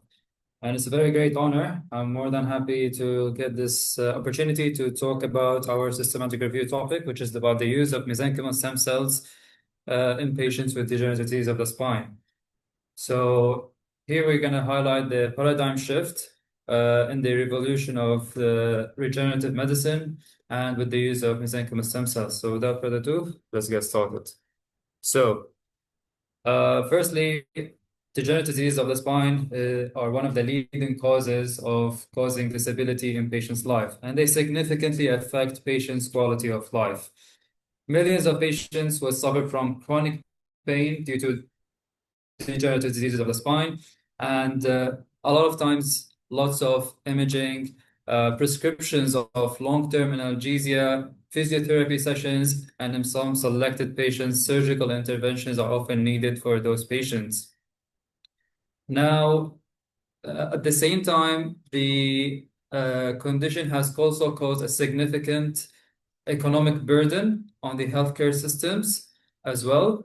And this is why we're going to have to also look at what are the current treatment strategies and how this paradigm shift to discuss here with the use of the mesenchymal stem cells. So currently, the current treatment strategies for these or for those patients would be involving to take care or to relieve patient's symptoms. So the main goal is to treat patient symptoms. So it's a more of a symptom-focused treatment. You try to relieve pain through use of analgesia, physiotherapy, etc. And in some selected patients, they go through surgeries. However, surgeries will do have procedural risks and risk of complications such as adjustment segment disease. Now, here we come to discuss about the use of the mesenchymal stem cells. And with the use of the mesenchymal stem cells, we are actually talking about how they will impact or work on at the core level of the condition, the underlying pathophysiology of the condition. So we know that mesenchymal stem cells can have the ability to differentiate into multiple various cells. They have the ability to secrete growth factors, and at the same time, they also, more importantly, control the inflammatory environment and the inflammatory pathways. So in other words, we're shifting here from controlling only the patient's symptoms towards another shift, which is treating the underlying core at the biological level, which is tissue repair and regeneration. And this can also mark the revolution into providing a more long-term sustained improvement for the patient's condition.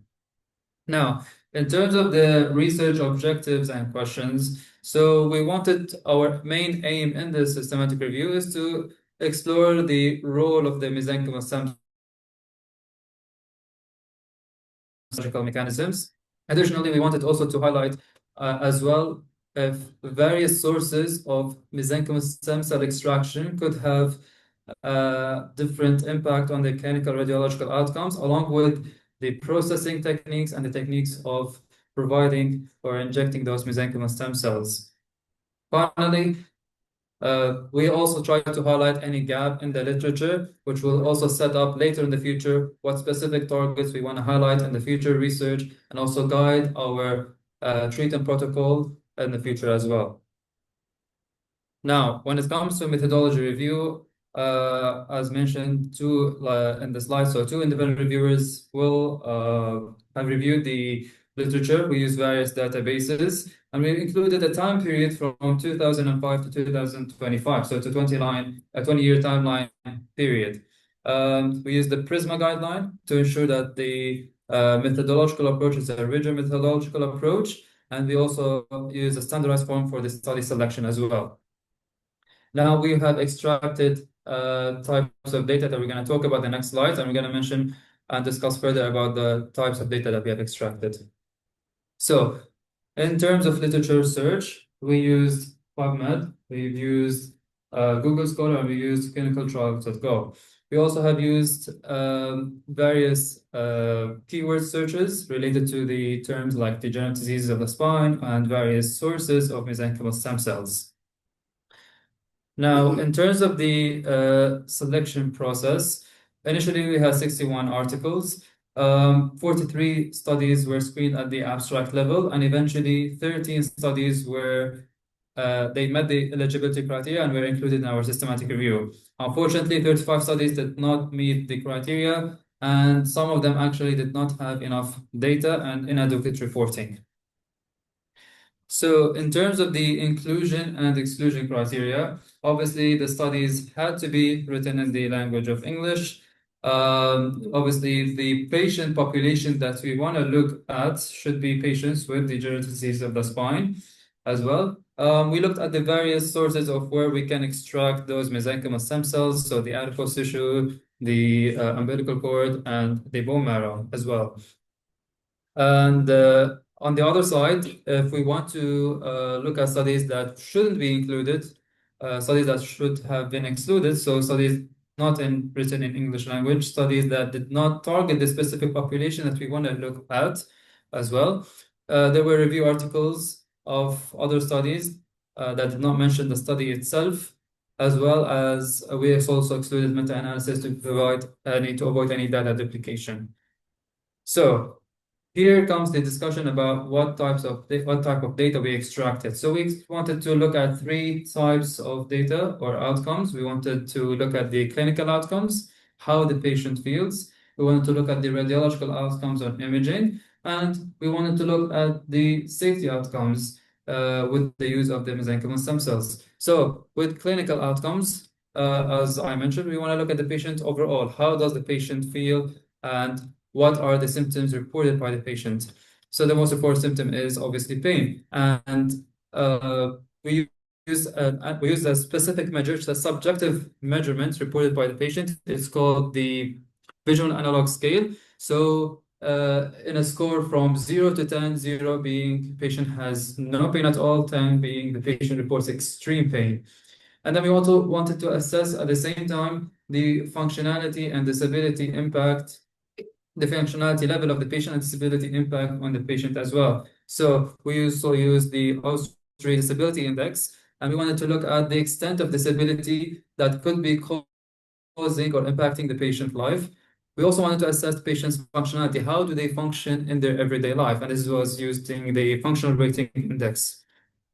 Next is the radiological outcome. So in terms of radiological outcomes, well, for example, on the MRI scan, we want to look at the degree or extent of disc rehydration using T2 signals. We wanted to assess and measure the disc height.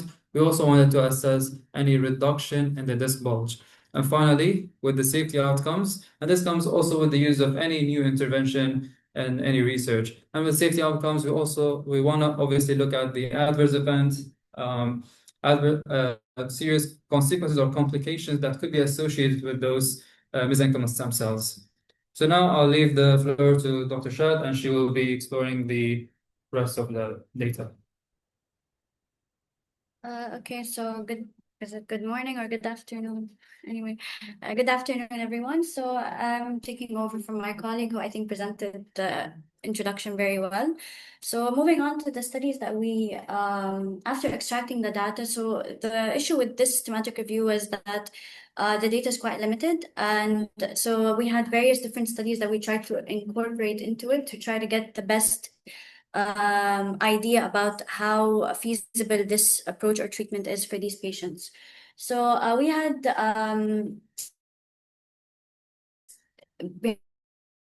different types of studies including randomized control trials, and each of these studies had a bit of the issue is that they were not very the various stem cell sources that were taken from each study were a bit different, but more all like they were basically adipose derived, umbilical derived, or bone marrow derived stem cells. Again, the time frame, as my colleague said, we focused mainly from 2005 to 2025. and the patient population, we kind of had around, adding up all the patients from all the studies, were around 498 patients involved. So most studies, basically a summary of all the studies, showed that this approach using mesenchymal stem cells as a treatment did show significant reduction in pain for these patients, also functional improvement and radiological evidence of regeneration with a favorable safety profile, which I'll be talking about more in the next slides. So focusing first of all on the pain reduction outcome. So as my colleague said, we've most of the studies incorporated using a very subjective survey, which is the VAS score. And as he said, it's basically 0 to 10, 0 being no pain, 10 being the worst pain imaginable. So just to clarify, so a reduction of approximately 2 points or more in the VAS score is considered clinically significant or meaningful. And in majority of the studies, the MSC therapy caused significant and sustained reductions in the VAS score. So all of these improvements were sustained from 12 to 24 months post treatment, which gave very good durable pain relief for these patients, as opposed to other types of treatments that had very limited, or even if they did improve the treatments, it was very short term. And as you can see in the score, I included most of the studies that had the most patients in them, but you can see the dark yellow basically is pre-treatment. The lighter yellow is post-treatment. So there was significant reduction in the VAS score for these patients.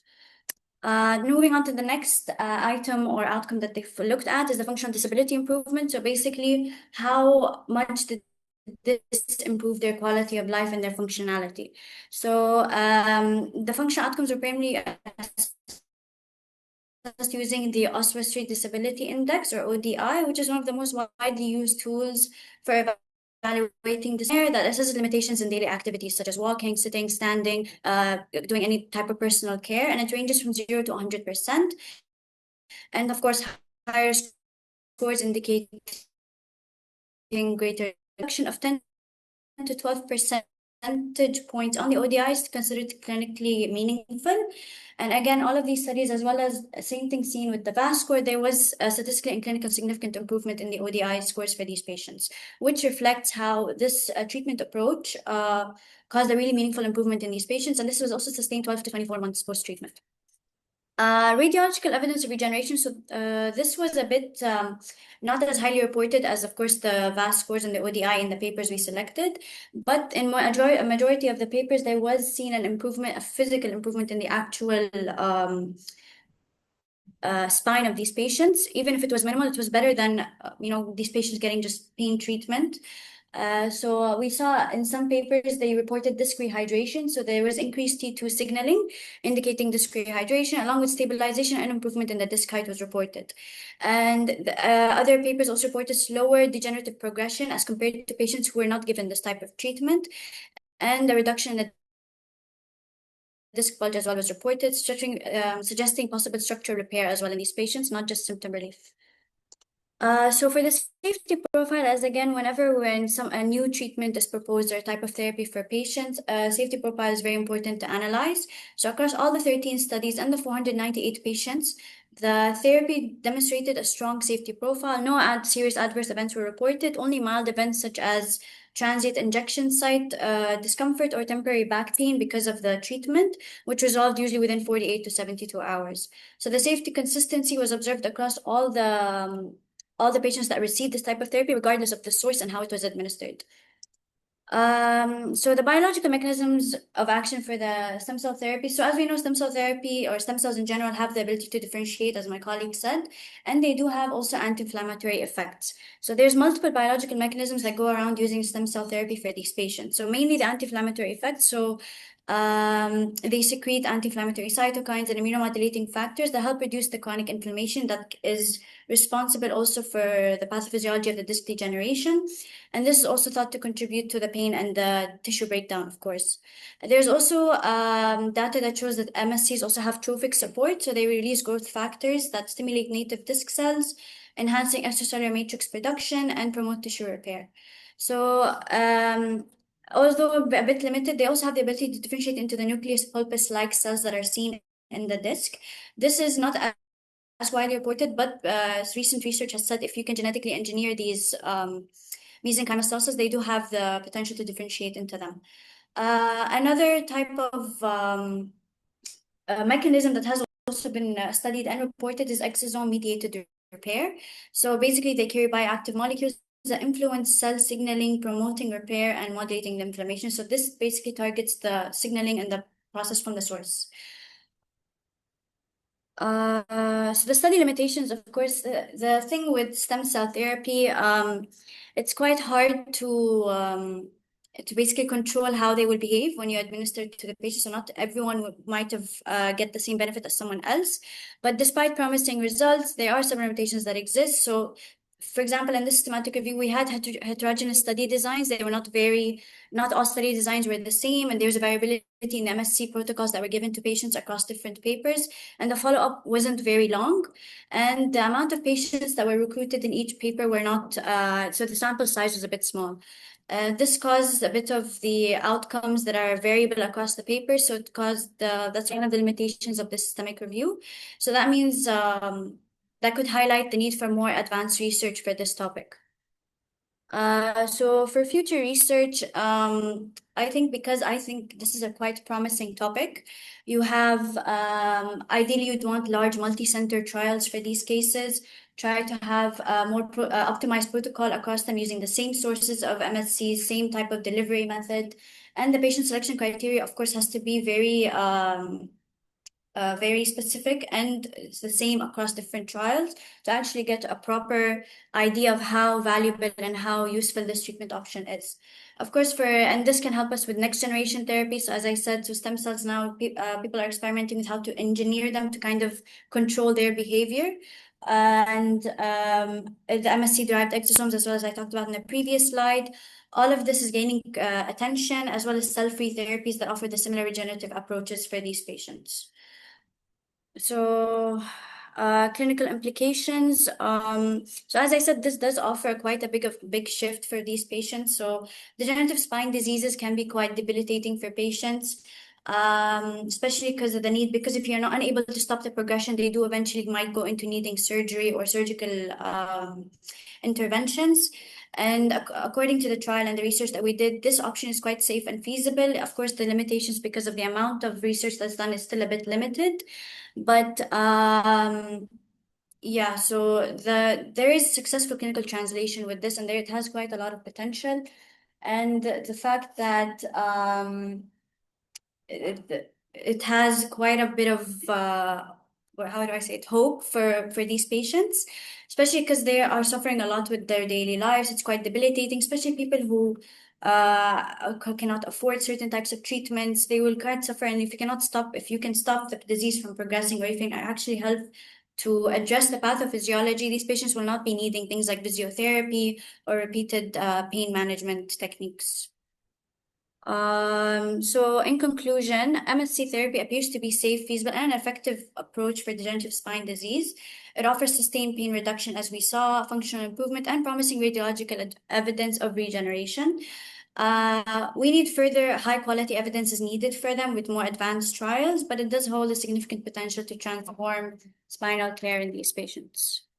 This is just some of the references. They're not all of them, but the more comprehensive ones, and that's it. Thank you. Thank you, Dr. Shah. Any questions?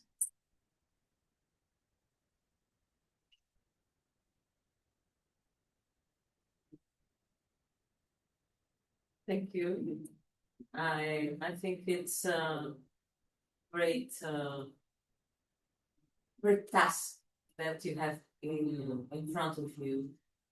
And my L5S1 list would gladly go with you in this journey. I would like to ask if you are planning to expand this technique in other structures of the spine other than the disc, because now it's more about the disc than the spine itself. And how could this be applied intravenously other than intradiscal for this purpose? So I tried to do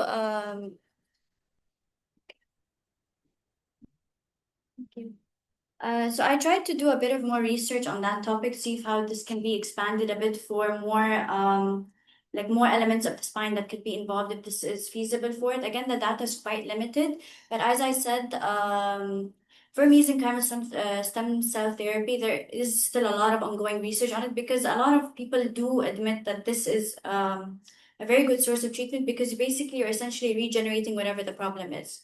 But again, as a lot of people would say, stem cells are not as predictable in their behavior, and it's hard to kind of direct them to do a specific task. This is why they're looking more into engineering it. But I think there is a chance that that could be implemented for the spine because if it can help that this, so what's to say it cannot help the rest of the spinal issues as well. And most of the time, as you said, it's given intradiscally or through the back. But I think if it can be safely delivered intravenously, I feel like it can have very good implementation for these patients. Maybe for even for other types of diseases, not generally just spinal diseases, but other degenerative species in the body. So you have a lot of neurological diseases that have a lot of ALS, for example. I was Yeah. mentioning just this kind of Mm. pathology, the disease group, so to speak. Yeah. Intravenously in this kind of this patients Mm. group. I It's think small, of course. Yeah. I think because it's quite in this case, like for some patients would have quite localized disease. I think intradiscally would be sufficient. But for example, the thing is, one thing about the patients that were selected in these papers, they're not advanced to the point that they needed surgical intervention. So a lot of patients would have radiculopathy, they would need decompression, they would need a discectomy, whatever surgical intervention. Those patients were not incorporated. So mainly the patients with lower back pain that had evidence and confirmed disc disease, but did not reach a point where they needed surgical decompression, because at that point, stem cell therapy will not be able to reverse that much damage, so you would need to intervene surgically. Because it's not about the Yeah, it's about, yeah, so especially nerve impingement and these things, yeah. Thank you, doctor. Yes, thank you, certificates.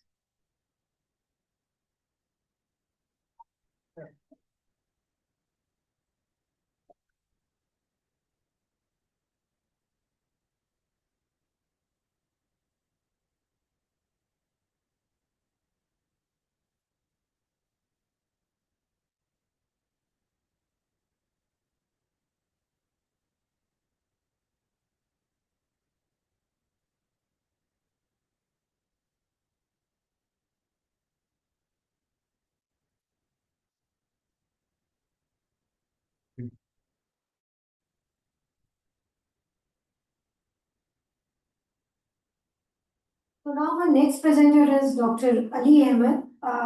He's a foundation year 1 intern, junior doctor at King Hussein Medical Center, Jordan.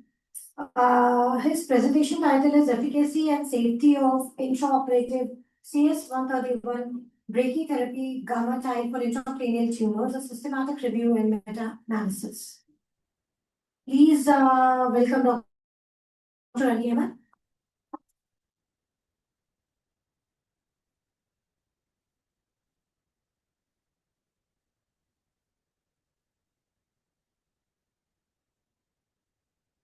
Thank you.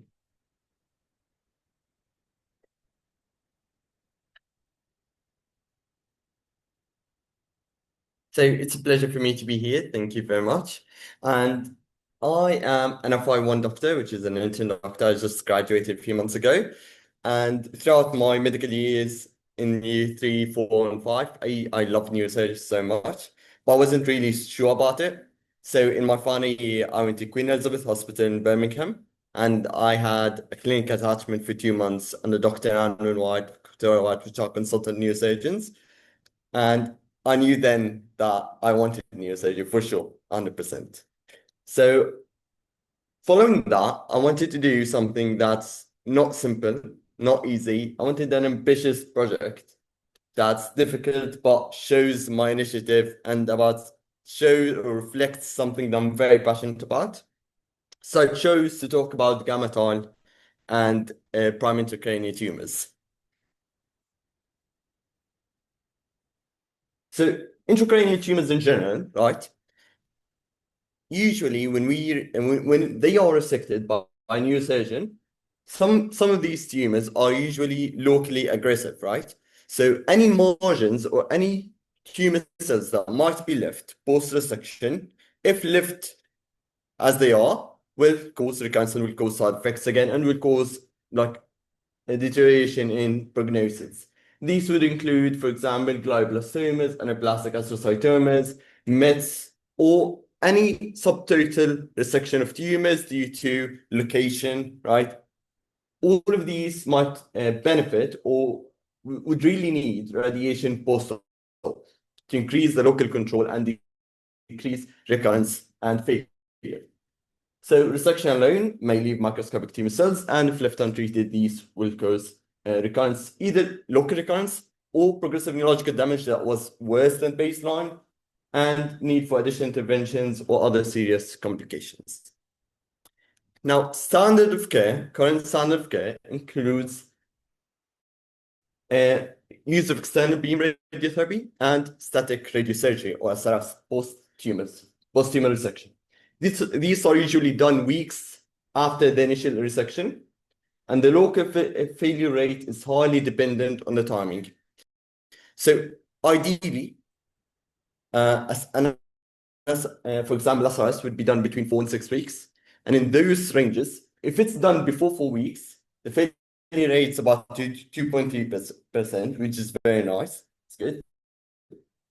If it's done between 4 and 8 weeks, it jumps 6-fold to 14.5%. And if delayed even further for any reason, we're going to talk about reasons that could cause that, it skyrockets to 48.5%, which is pretty much a coin flip between someone being cancer-free and someone having recurrence and having maybe much of worse prognosis. Which means that, putting aside the skill of the radio oncologist, putting aside the equipment that the hospital have, at the end of the day, timing is almost everything, right? In terms of post-op radiation.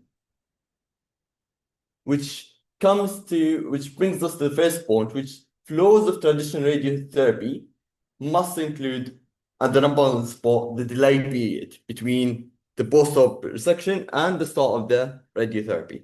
So the delay usually, in ideal conditions, so let's say everything is ideal, it's usually caused by what? By waiting for the post-op wound healing, by recovery, multidisciplinary coordination and planning, having imaging, doing MDT meetings, and planning exactly how the SRS or external beam radiation is going to be. And all those things, ideally, would delay the radiotherapy by a few weeks. In realistic conditions, there are much more barriers that will delay this even further. This includes, for example, fragmentation of care. Any surgical complication could delay the radiation post-op. Imaging appointments, if there's not enough imaging, any problems in the imaging department could also delay that. Insurance and financing will also delay it. Geographic barriers, they might miss an appointment and that would delay it to the next week. Social and personal limitations. When I was in the UK, some patients, they had to go abroad for weddings of their family members and they had to skip it, and they chose willingly to skip the appointments for those of personal reasons. And even with all of that, even if that was all controlled, there's also the burden of the surgery itself. I've seen patients during my patient neurosurgery where prior to the tumor section, they were very happy to go with post-op radiation. But after very tough surgery, they completely changed their priority and shift, and they just opted for palliative care. And regardless of how much we tried to persuade them, and if they had such a traumatic experience from the surgery itself that they did not want any radiotherapy, did not want weeks of radiotherapy after that. They just wanted to stay at home and have palliative care. The second sort of limitation of traditional radiotherapy would go to the geometric aspect of it. So the cavity post-op is a dynamic changing landscape. You have CSF distribution changes, you have edema that's forming with surgery and then resolving, and you have also blood resorption. and all those things are going to change the landscape of the resection site where the tumor was. Now, these changes are most prominent in the first 6 weeks, which is exactly when radiotherapy is usually needed and it's usually done. And since the planning MRI is done a few days, sometimes a week before the SRS, these few days between the MRI planning and the radiation might cause significant changes in the geometry that allows some margins to be left even post-radiation, which would lead to failed local control and recurrence. So I'd like you to imagine this as if you're playing darts and you have 5 darts and there's a dartboard there, and you look at the dartboard and you want to close your eyes and you want to throw them. Now, a very, very good dart player would probably hit 5 out of 5, right? Now, imagine you look at the dartboard, and before you close your eyes to throw them, the dartboard changes shape, its location. Even a great dart player might miss 1 or 2, right? So even a great radio-oncologist might miss a few tumor cells due to the significant period between the MRI planning and the radiotherapy. So geometric aspect is the second limitation of traditional radiotherapy. A third limitation is safety of free treatment. Now, let's say that someone went on SRS, for example, and that failed and they had recurrence. The healthy cells around the area where SRS was done or where the radiotherapy was done, these healthy cells already reached lifetime maximum dose of radiation. They can't really be subjected to further radiation, right? So in this case, the surgeon or the radiation oncologist has one of two pathways. Either they provide low dose, which would be safe for the healthy tissue, but that might be too low to kill the tumor cells, right? Or they give a high dose, which is effective for killing the tumor cells. However, that would obviously might lead to life-altering neurological damage, right? So that's why it's a very complicated decision, but in cases I've seen, repeat SRS was not really done because it was reported to be as high as 20 to 25% in terms of symptomatic tissue necrosis, with up to 37% of adverse radiation effects outside of symptomatic tissue necrosis. So here comes GammaTile. GammaTile is an FDA cleared, and it's a bioresorbable small tile. It's a very, very small tile. It's a 20 by 20 millimeters with their 4 millimeter thickness. And on one side, you have a clear surface. On the other side, you have 4 cesium-131 seeds, which is a radioactive material and placed there. And these are placed directly along the resection cavity. So during a drop, when the tumor is removed, you place these small tiles that have cesium-131 in a particular way. The surgeon will place it along the margins of the tumor. And the radiation delivery begins immediately once you place it because it's radioactive. And there are many clinical trials like GSLT, the ROSE trial, right? And that's why this is not a very easy topic to do because many of the current studies or clinical registries have very, very messy data.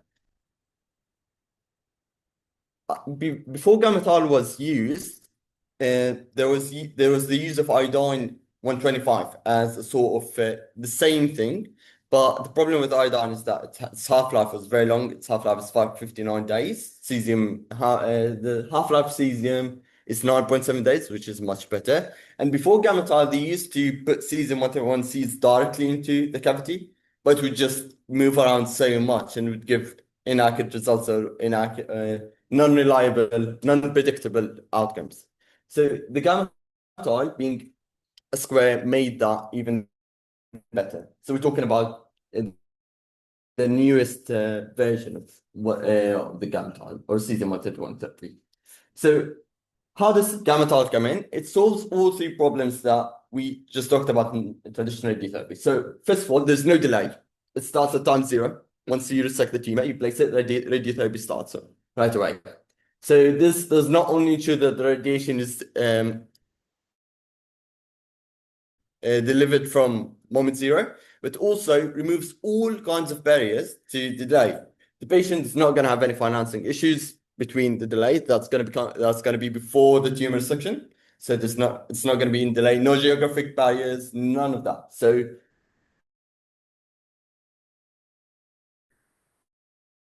there's no delay. Two, the interseed, when placed correctly, it allows each spot to get a good coverage without leaving any hot or cold dosimetric spots. What does that mean? No hot spots, meaning areas that are being over radiated, and cold spots are areas that are under radiated, right?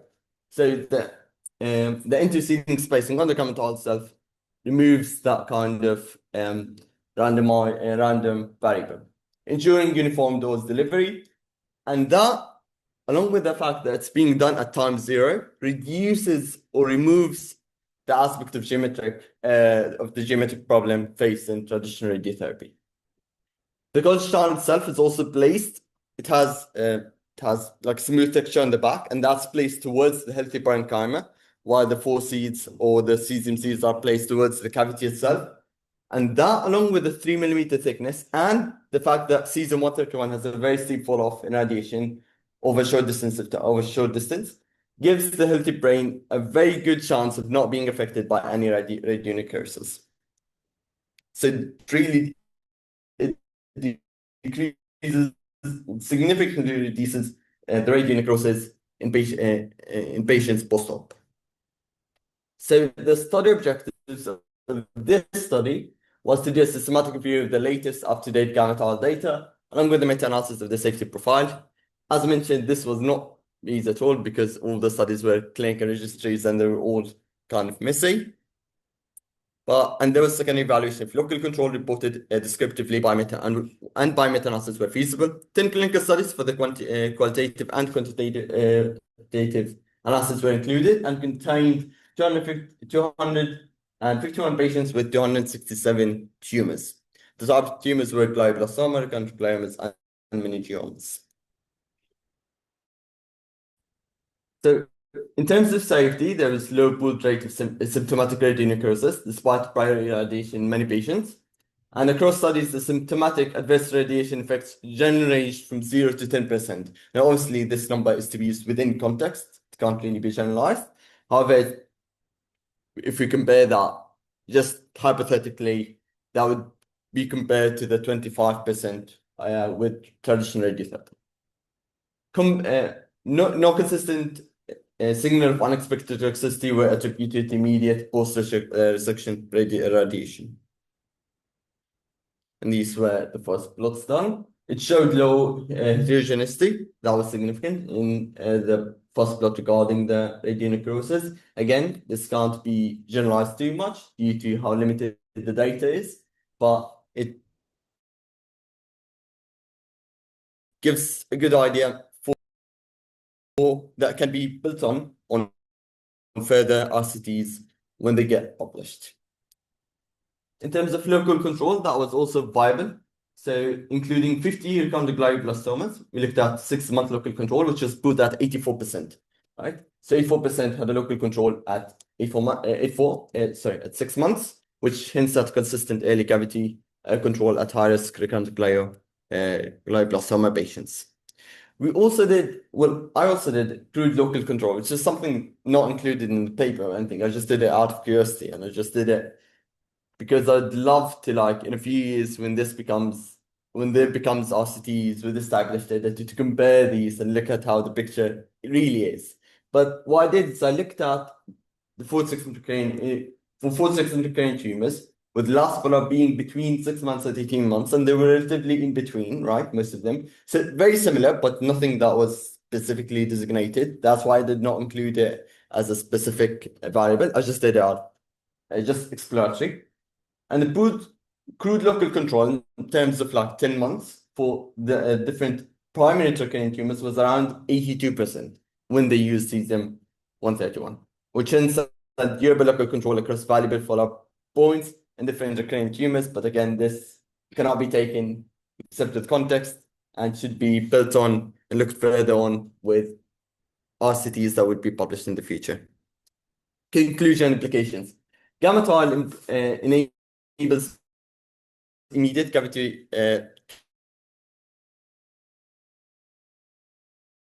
cavity, the limitations that are faced by current radiotherapy. And I believe that in a few years, GammaTile, it might become the new standard of care.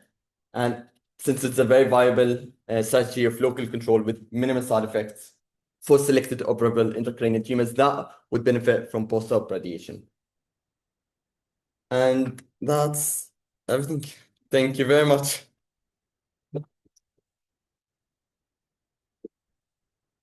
Thank you, Dr. Ali. Thank you. Questions?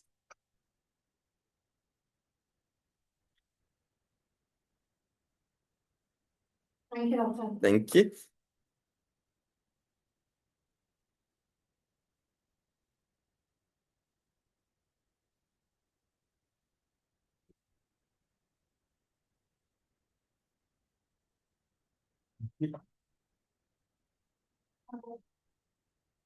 So our next exhibitor is Miss Anjali Anto, Product Specialist Key Account Manager, Unibeats Kuwait and GCC region, and Mr. Majid Gugar, CEO, Unibeats. Their workshop presentation title is Pupillometry and NPI, a game changer in critical care. So please welcome Ms. Anjali and Mr. Majid.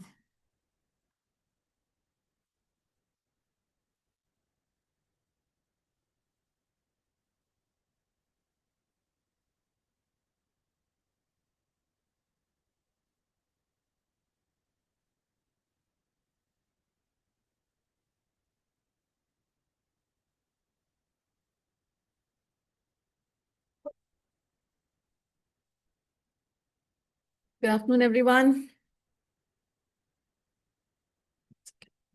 Good afternoon, everyone. Am I audible to everyone? Okay, it's been, I think, quite some time that you all are sitting. Okay, do you need any 2 minutes refreshment before I start? No? Okay, great. All right. So thank you all for being here. And I am Anjali, as introduced. My product is here, pupillometry and NPI. Any one of you have any idea about this product? Have you ever encountered any of this device in any of your hospitals?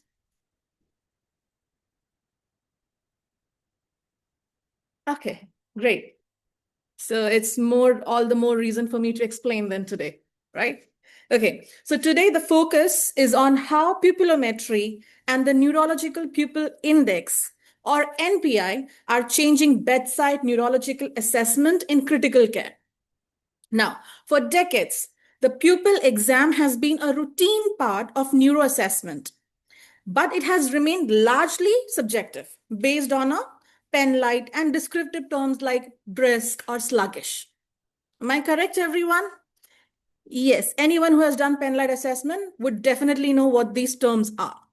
Now, in this session, the goal is to show how the NPI 300 automated pupillometer transformed that exam into something objective, quantifiable, and trendable, very much like other vital signs that you experience in the hospital. Now, we will start with the limitations of manual pupil checks, then introduce the NPI 300 and NPI, walk through how the device is used step by step, and finally discuss how to integrate pupillometry into everyday clinical practice. Okay? Now,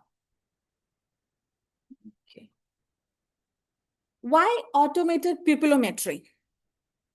Now, it is a handheld, battery-operated optical scanner that uses infrared imaging to measure pupil size and reactivity, and then calculates a neurological pupil index, or NPI, for each eye. Okay?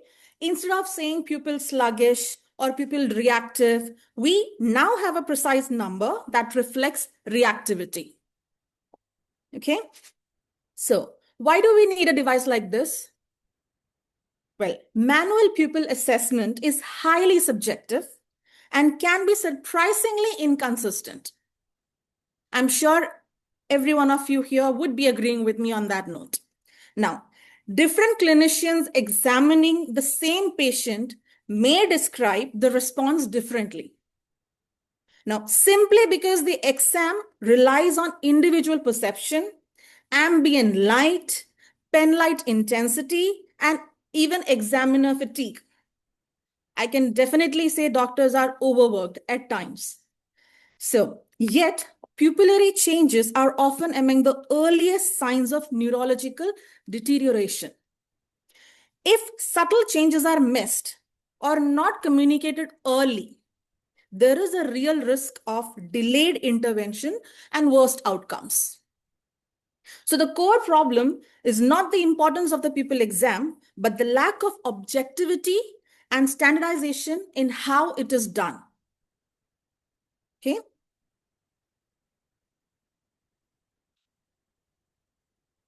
Okay. So automated pupillometry tracks those limitations directly. It provides a consistent light stimulus and an automated measurement, taking human subjectivity out of the critical parts of the exam.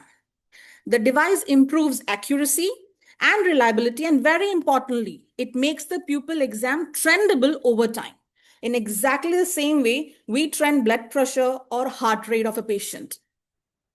Right? That trendability allows clinicians to detect deterioration earlier, to standardize care across shifts and across units, and to communicate changes numerically rather than descriptively. Now, in short, automated pupillometry moves the pupil exam from a subjective observation to an objective measurement. So that's where we come in picture.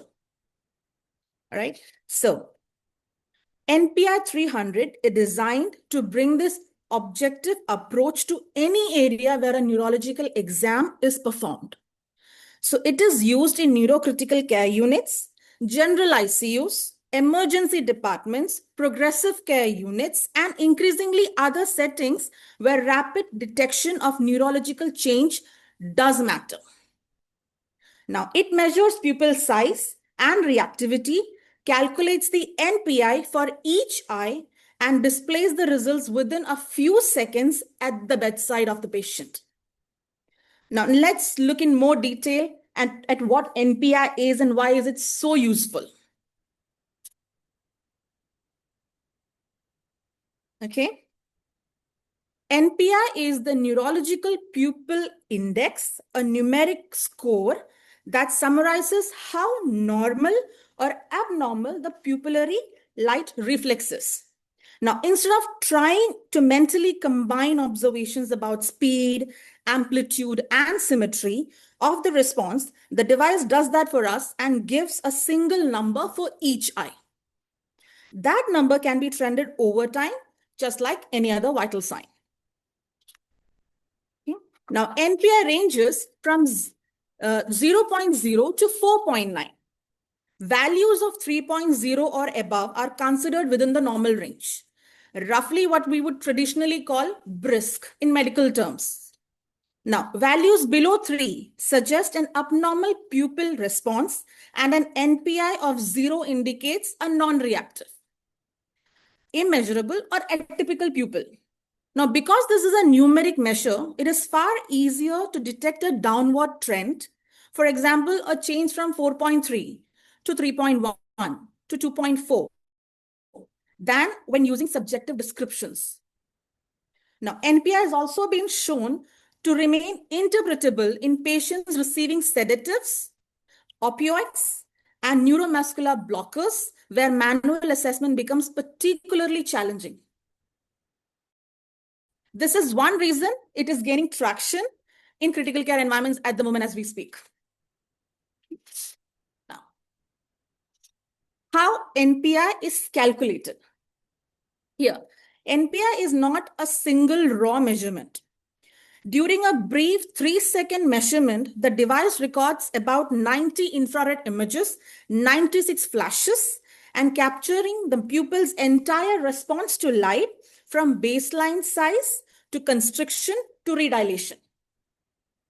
Now, from those images, the system calculates multiple parameters: initial size, minimum size, percentage change, constriction velocity, dilation velocity, and latency. Now, all these parameters are then compared against a normative database using a proprietary algorithm, which outputs the NPI value between 0 to 4.9 to ease our assessment. Now, result is highly sensitive, objective index of pupillary function that can detect changes too small to be appreciated with our naked eye. Now, on the slide, you see examples of the pupillary light reflex and device's result screen also. Now, an analogy that is often helpful is the ECG. Now, just as the ECG waveform has distinct intervals and segments, the pupillary light reflex has multiple components: size, latency, speed of constriction, and redilation. Result screen 1, if you see, just a second. So result screen 1, if you see here, it is showing the NPI and pupil size for each eye, time and date stamped. Now, just a second. And result screen 2 here shows the underlying parameters, the velocities and the latency that feed into the particular NPI assessment. So clinicians can therefore use the single value NPI value, of a daily practice and still assess the detailed data whenever they need. Right? Now, these are the parameters that I have discussed. So based on these parameters is how the NPI value is assessed. And this is how we can trend the results also. I'll come closer to that also now. Now, NPI reactivity scale. Okay. Again, NPI, as I've mentioned, above 3 is considered normal reactivity. And NPI lesser than 3 indicates an abnormal pupillary light reflex, and 0 reflects a non-reactive, immeasurable, or atypical response. What matters clinically is not just the absolute value, but also the trend over time and the symmetry between the left and right. So a failing NPI or a growing difference between the two eyes can be early indicator of neurological deterioration. For example, in traumatic brain injury, stroke, or even post-cardiac arrest patients. Right? That early warning can trigger more timely imaging, neurological and neurosurgical review, or escalation of therapy. Okay.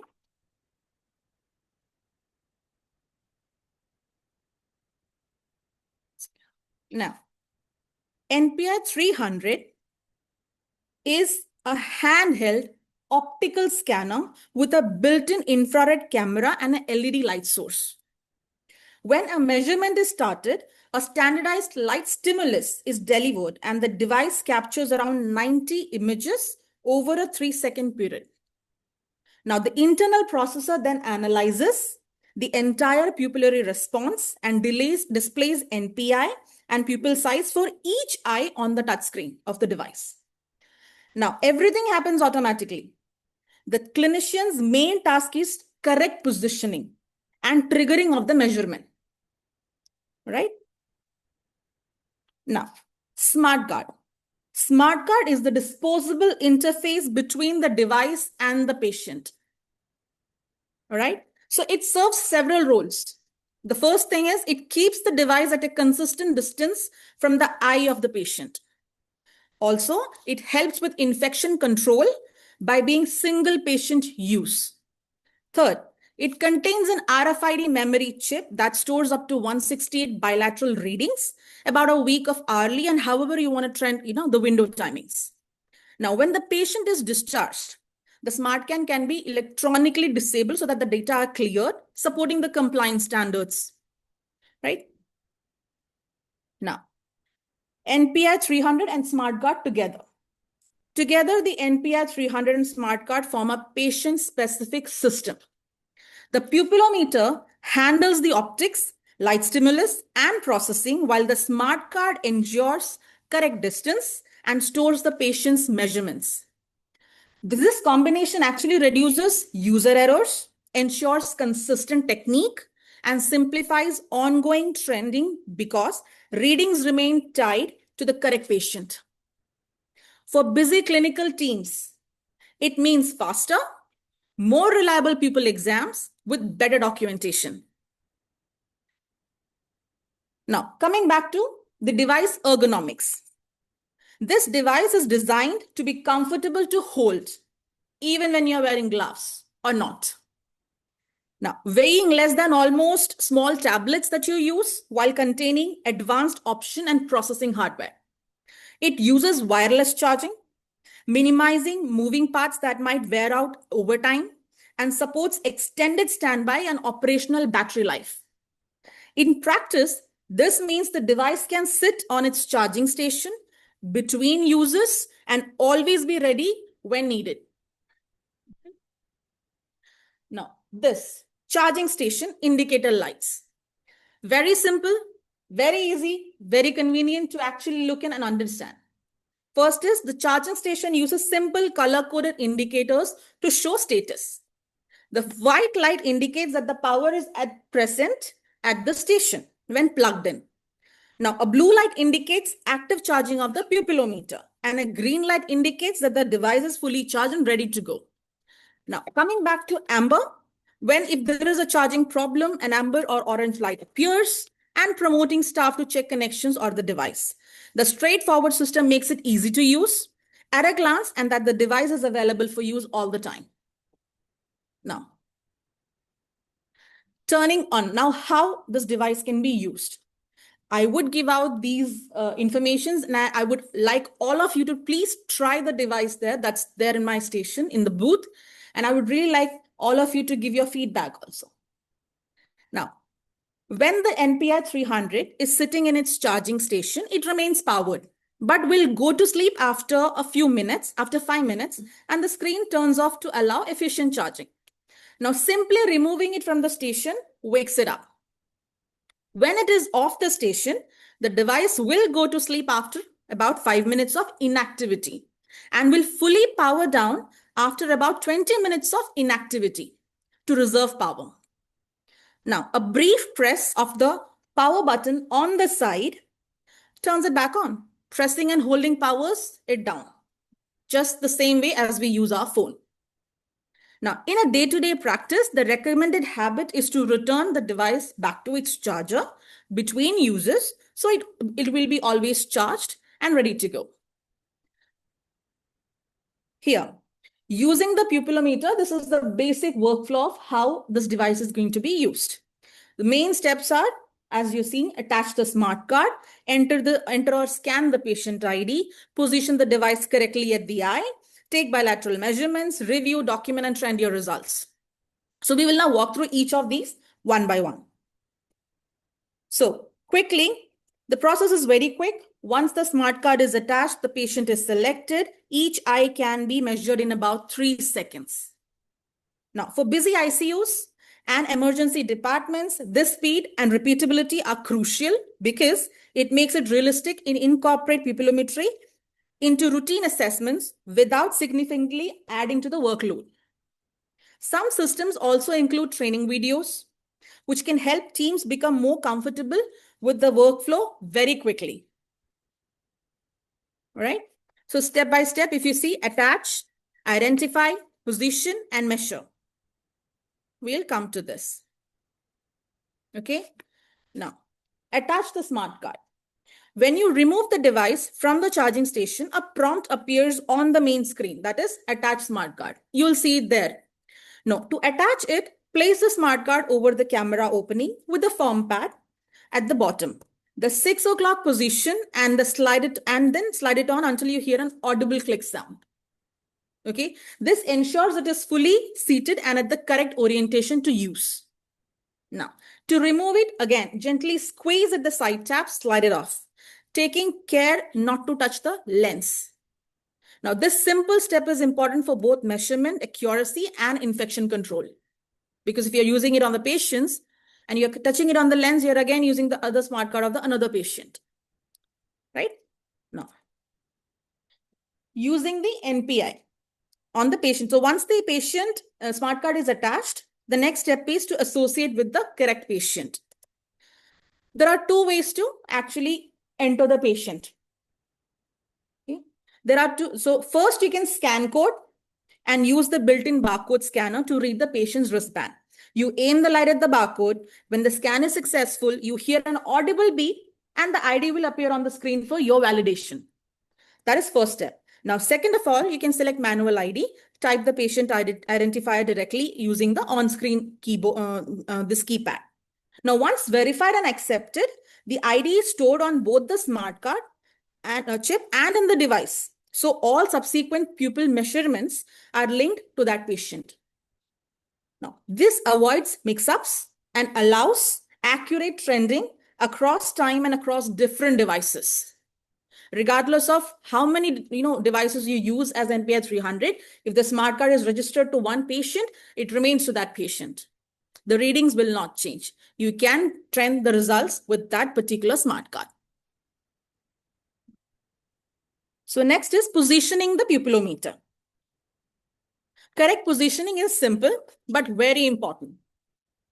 So the form pad on the smart card that you see there, it should be resting on the cheekbone, all right? Just below the orbit of your eye being measured. So this device should be held at a right angle to the patient's line of sight, minimizing any tilting. This ensures that the camera is held at a right angle and sees the entire pupil and that the distance of the eye remains consistent. Now, a small positioning tip is to think of the foam pad as the anchor.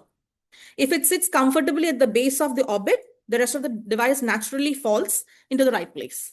So you can actually experience the same when you're trying on the smart card there and making the assessments. So once the device is positioned, you are ready to take the measurement. Okay. To measure, it's very convenient. Press and hold either the right or the left button, depending on which eye you want to scan. So on the touch screen, you will see the eye in real time adjust slightly until the pupil is centered. When the device is correctly aligned, a green circle appears, as you're seeing in the screen right now, around the pupil and a green frame around the display. If the frame is red that you see down, that means the device needs repositioning. Usually, the pupil is partially out of the view. That's why it shows red. So once you see the green circle and frame, release the button, hold the device steady for just about 3 seconds, and the measurement will be taken. Now, the results then appear on the screen, and you repeat the process for the other eye to complete the bilateral exam, and there you go, you will get the reading. Okay. So, a successful scan results in a chart showing right and left data on the screen. Show you. Like this. If movement, blinking, or misalignment interrupts the measurement, a rescan message appears. In that case, simply reposition and attempt the scan again. All right. So there are no inherent age restrictions for this technology, but in very premature neonates, the pupil border may not be fully formed, which makes it difficult for the system to track that pupil. Otherwise, it's working for all age, regardless of any barriers. Importantly, the device will not be providing a false reading. If it cannot reliably detect the border, it will either does not initiate a measurement or it will prompt for a rescan. So this design favors safety over false precision. As you can see here. Now, after measurement, a video overview will be there, as you see here. So once these bilateral measurements are obtained, several options are available and the data can be documented, exported, trended on the device, and in some workflows, a short video of the last pupil response can be viewed directly on the screen of the device. So this video from baseline to constriction to redilation can be useful for teaching also, and or for viewing for unusual responses with your colleagues. Now, only the most recent video is accessible and it will not be stored on the smart card. Once you switch off the device, that video will be gone. So it's just working like a RAM of a computer. It has something. The moment you switch off the RAM, CPU, it goes. Right? So next, here. This side illustrates the result screens. Just a second. Okay. So result screen 1, which appears by default, is time and date stamped and displays NPI and size for the right eye in green and the left eye in yellow, along with the difference between them. This is usually all that is needed for clinical decision making at the bedside. Now, result screen 2 shows the detailed parameters: constriction velocity, dilation velocity, percentage change, and latency. They are used by the algorithm to compute that NPI. Now, for clinicians who want to dig deeper into that physiology or understand an unusual response, these details are readily available on the device. Okay. Now, how to trend for changes? Trending is where the real power of objective pupillometry becomes evident. From the home screen, okay, from the home screen, selecting the trend icon brings up a summary table of the patient's measurements, highlighting normal, abnormal, and differential readings. Now, tapping the table opens a graphical trend of the NPI and pupil size over time. The clock icons allow you to scroll forward and backward in 12-hour increments. Okay. Now, this makes it much easier to answer questions like, has the left pupil NPI been drifting down over the last 24 hours? Did both the pupils change after a clinical event? Those kind of insights are very difficult to obtain from manual assessments. So, video replay, if I talk about that, from the result screen, the video icon allows replay of the last measurements pupil response.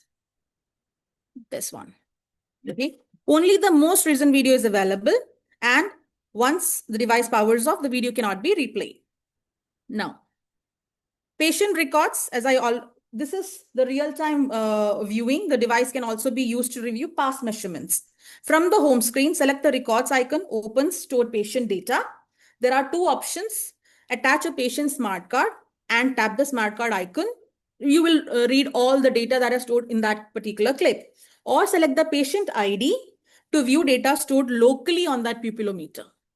Okay. All entries are time and date stamped, which supports both clinical view and audit.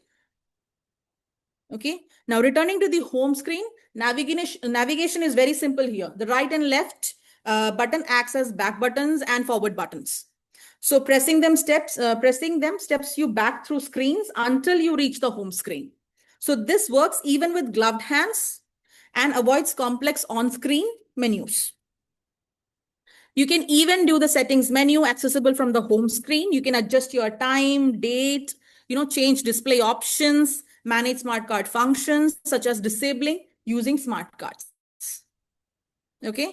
Setting date and time follows on screen, prompts, and uses a 24-hour format with an option of daylight saving.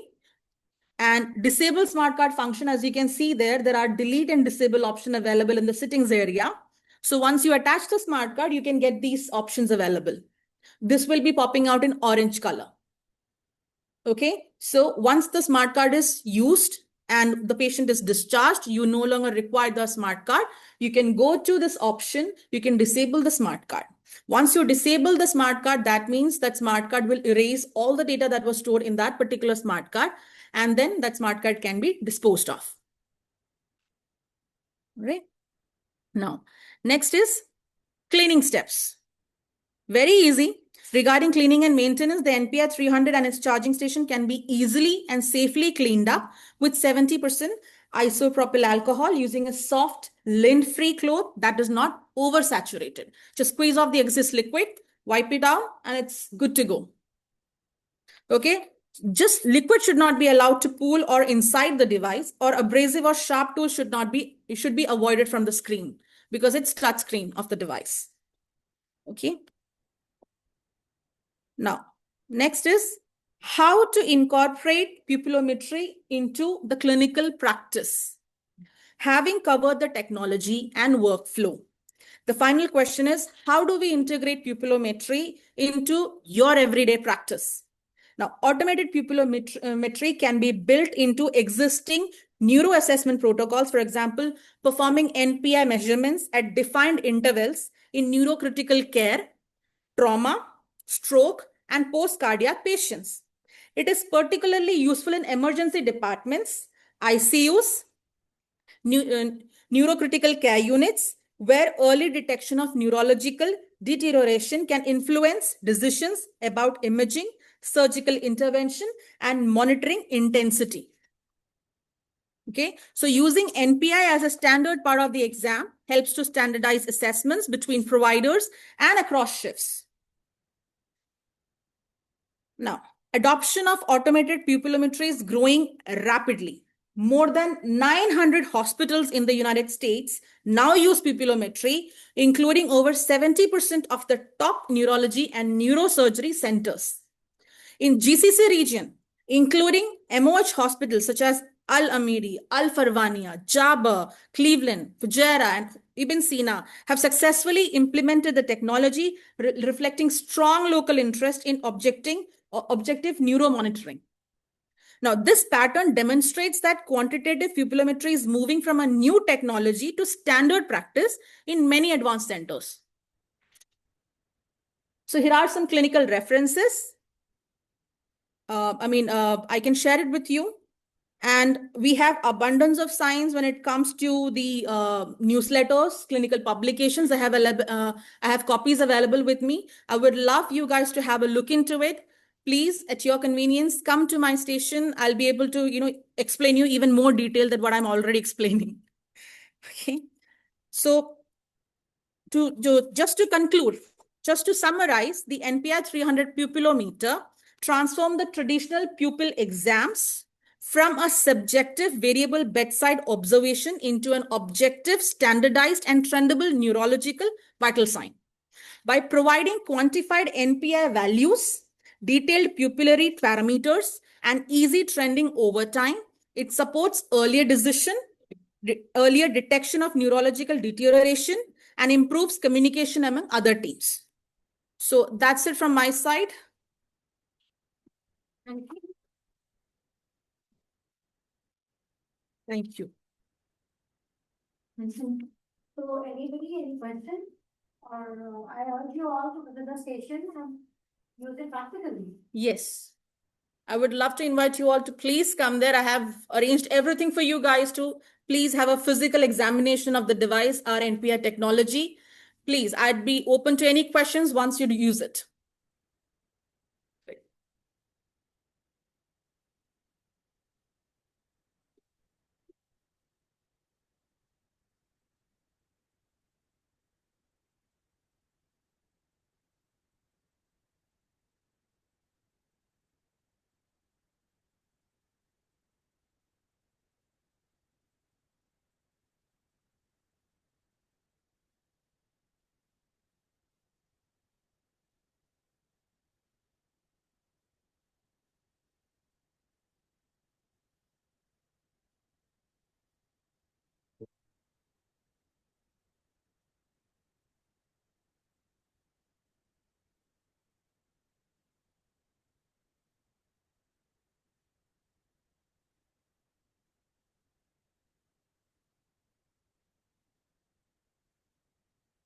Okay, so before we go for lunch, our final presenter before the break is Mr. Yusuf El Saban from Department of Neurosurgery, Essex Neuroscience Center, Queen Hospital, Rockford. His presentation title is Biomarkers in TBI, Traumatic Brain Injury, Prognostic Value and Clinical Application. So please welcome Mr. Yusuf. Yeah, where do I find that?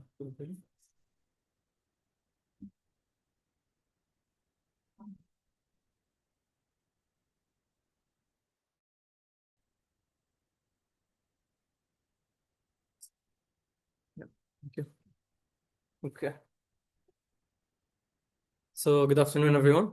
My name is Yusuf El Sabban. I'm a final year medical student at Mohammed bin Rashid University.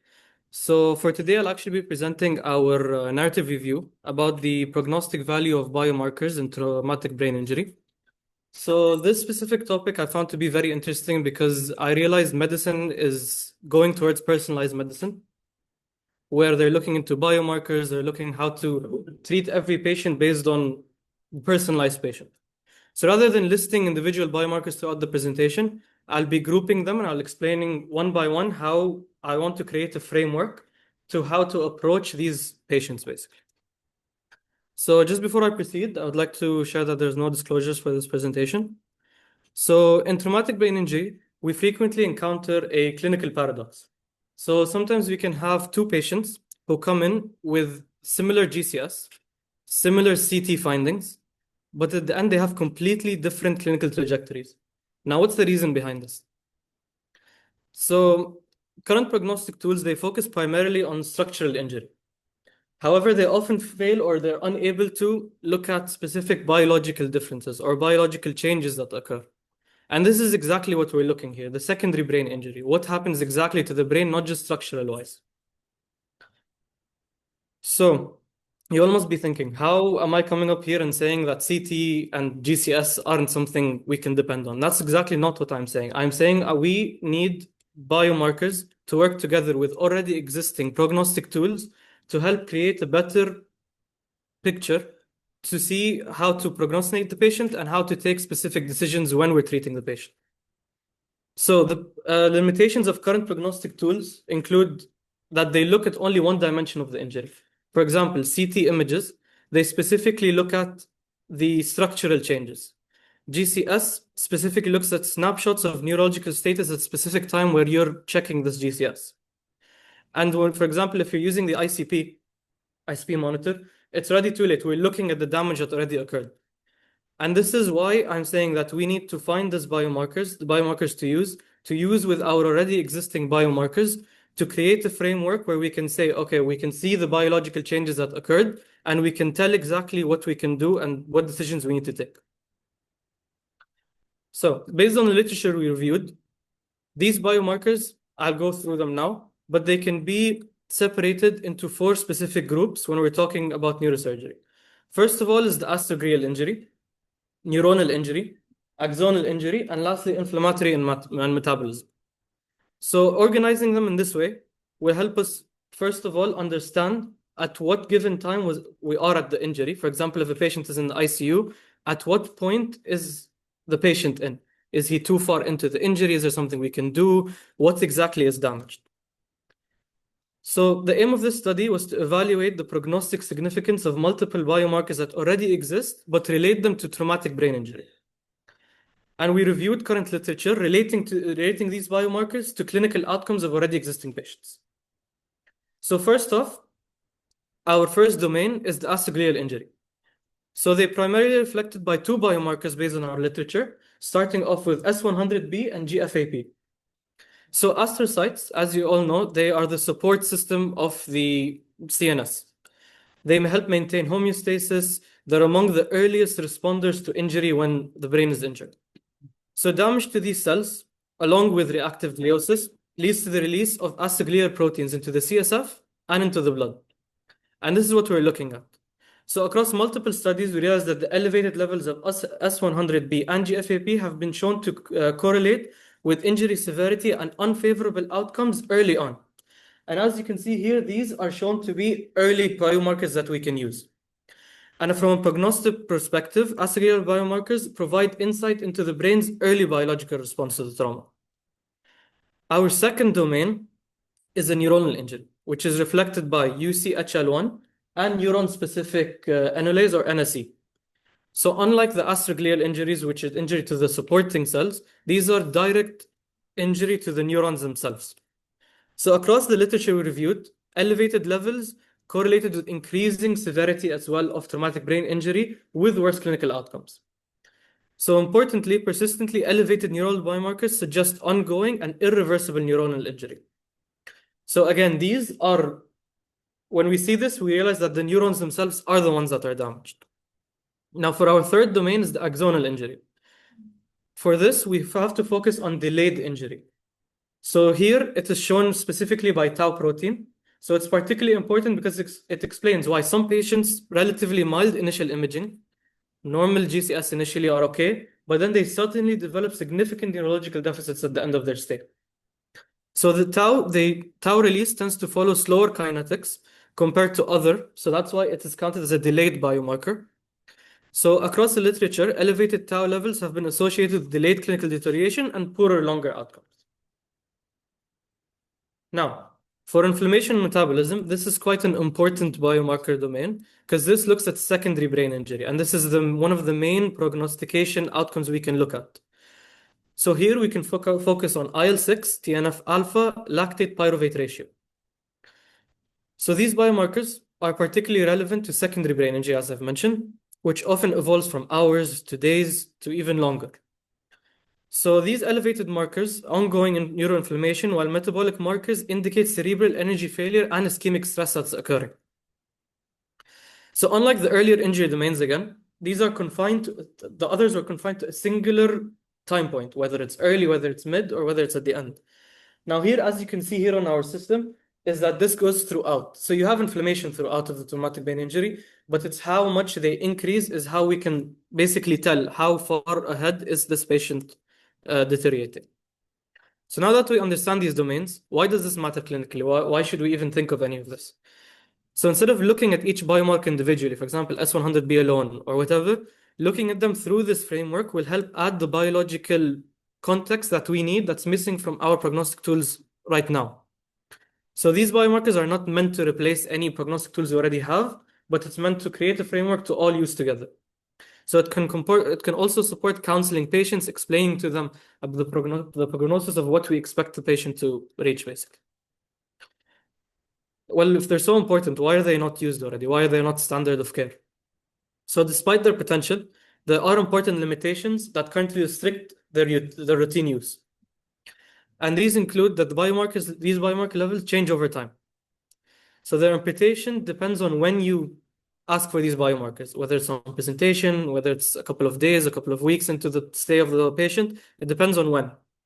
As well, these biomarkers, they're not specifically associated with TBI or brain.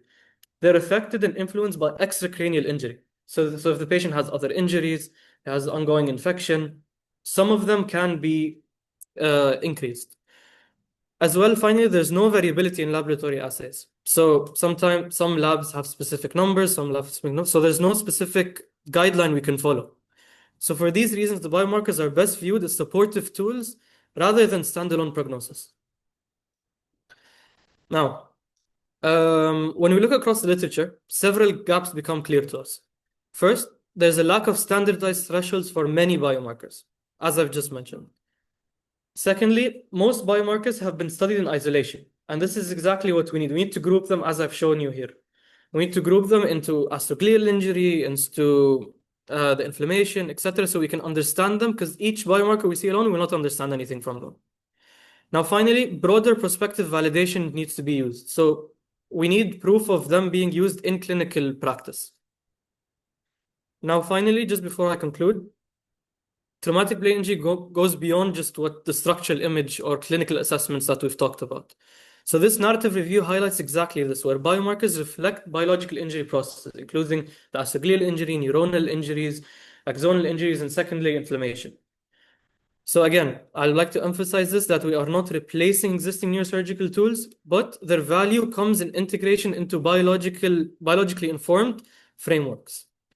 So they will complement each other, where we use biomarkers, clinical assessment, and imaging to help assess the outcome of the patient, clinical decisions, and prognostication of the patient.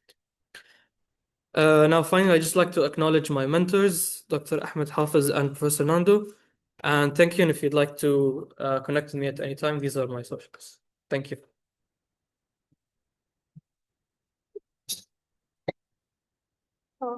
Thank you, Dr. Yusuf. Any questions? Thank you, Dr. Thank you.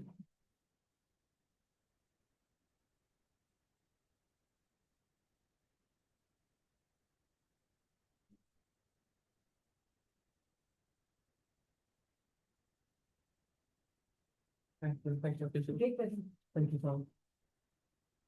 So we can head for the lunch, and we'll resume our sessions up to 15. So you can head to the restaurant 365, the same floor. Thank you.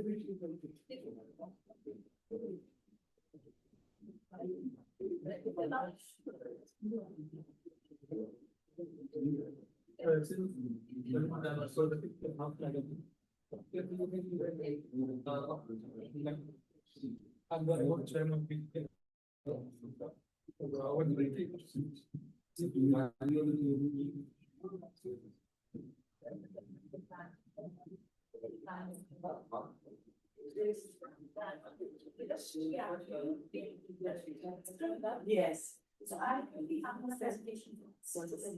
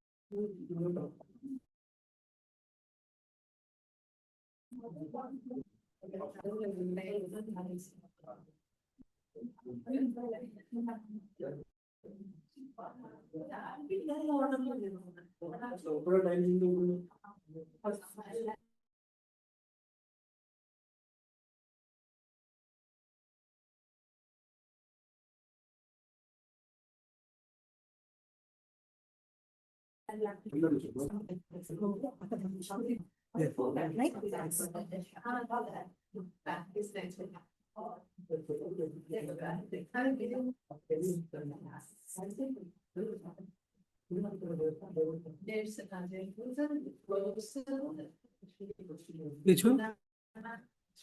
Cognition. This PPT workshop.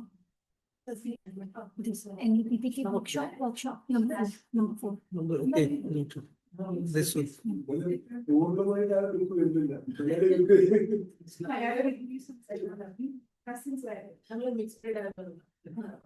can rename. She doesn't know. I just put.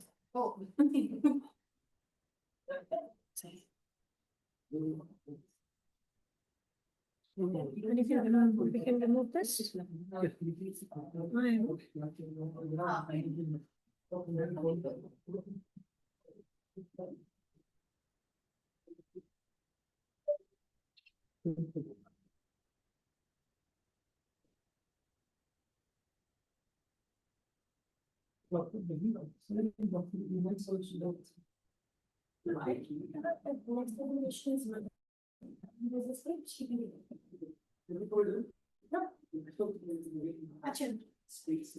you have to give it to her. Yeah, I'll give it to her. Can we leave our stuff here? Or... These are the certificates. Actually, Yes. It's not here. Oh, sorry. She was from. Just tell me who is the organizer of this organizer, because he told me that Catherine is in UK. Actually, Okay, because I have been in conversation, but I'm not sure to whom I am talking. it's the B as well. If you go WhatsApp. WhatsApp, and when you ask question, Yeah. answer will be quick, but you don't know to whom you are talking. Yeah. This one. Ah. Check. Hold on, please. Okay.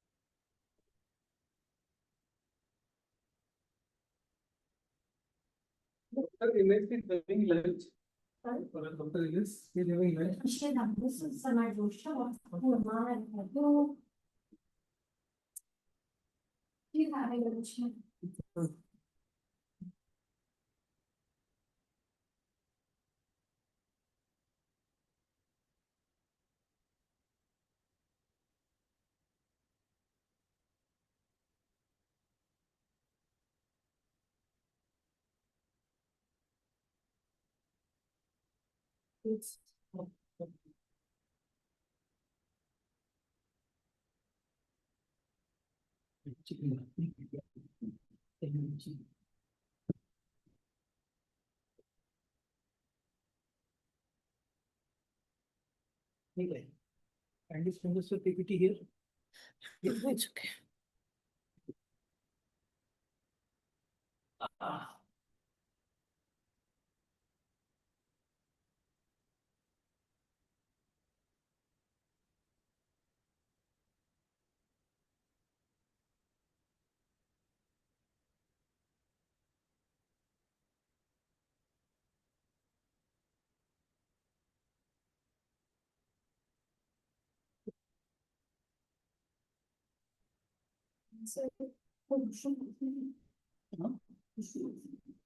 Right.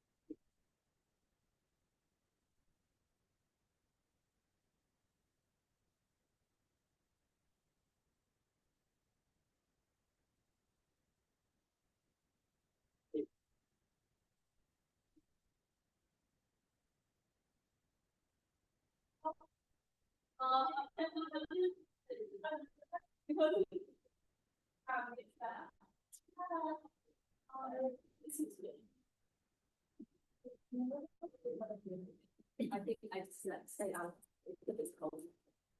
Yeah, say out.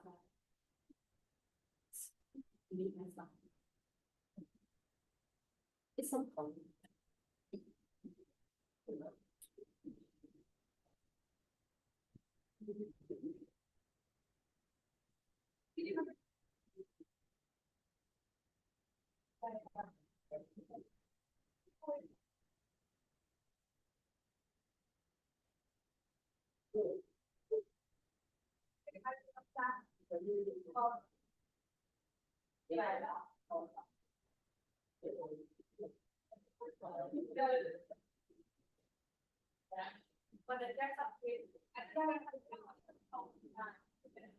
You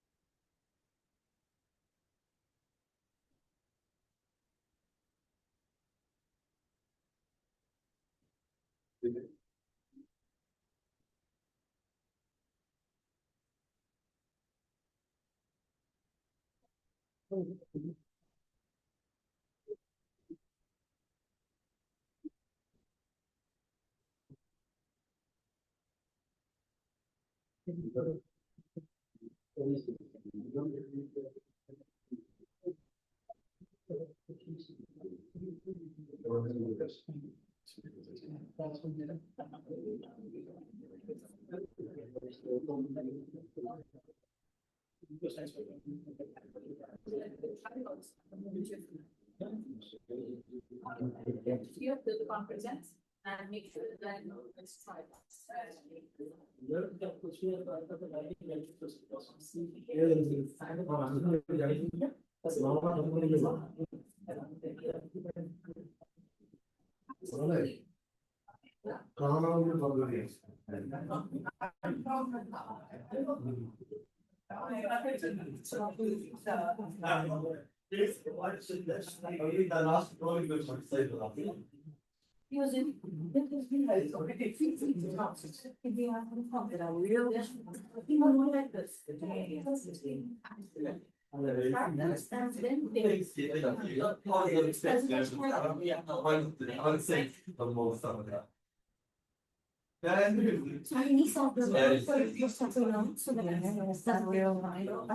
using my best and with the names. it's fine. It's just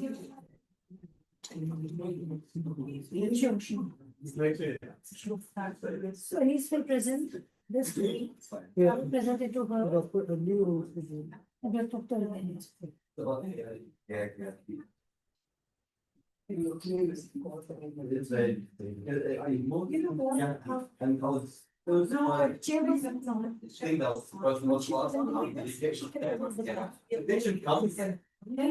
It's not somebody not staying here.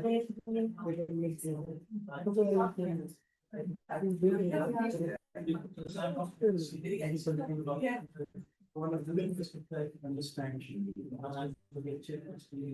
No,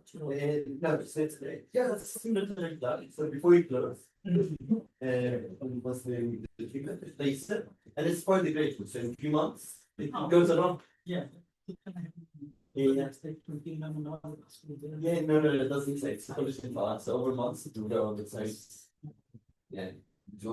Yeah. It's still going. Wait. Yeah, thank you. So I'm not listening.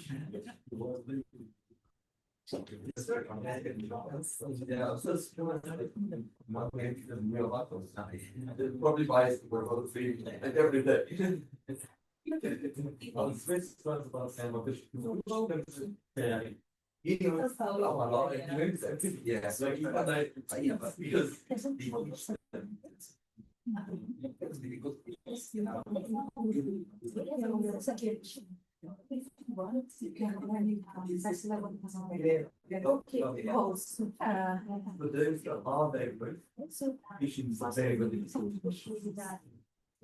It's like how just say, but I go to all friends like yeah.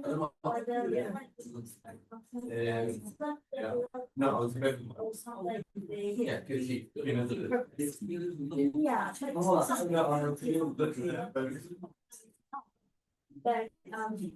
not sure how.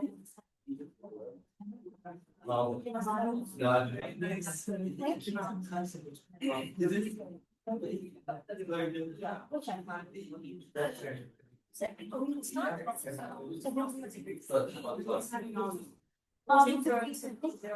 don't vote for it. I saw it. Yeah, like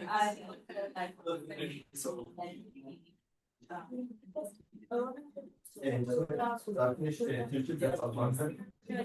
Then only finish about you. And yes, transition is that why you say but I think this should be the same. And then in this job, I have my idea on that. And then I have and so my sister from my sister different. Yeah, no, my sister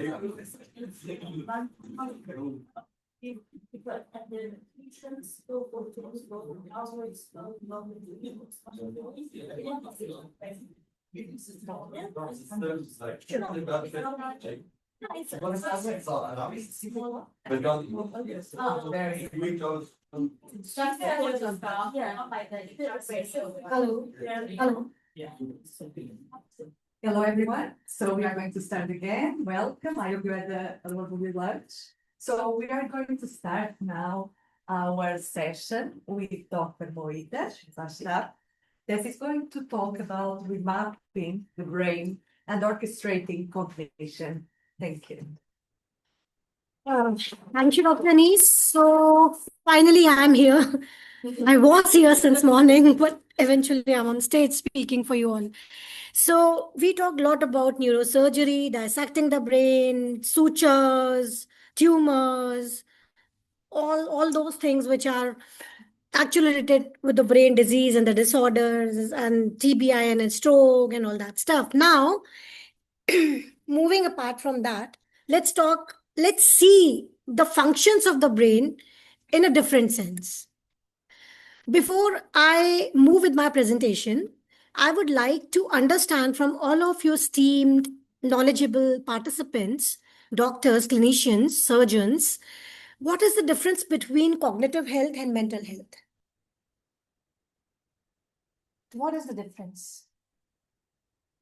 So, if I'm sad, if I'm irritable, if I'm feeling like crying, or if I'm overthinking or overwhelmed, what do you think? It's cognitive health, or am I talking about mental health? Both. I think depends on the duration, and I think we'd say cognitive because we all have that moment. Okay.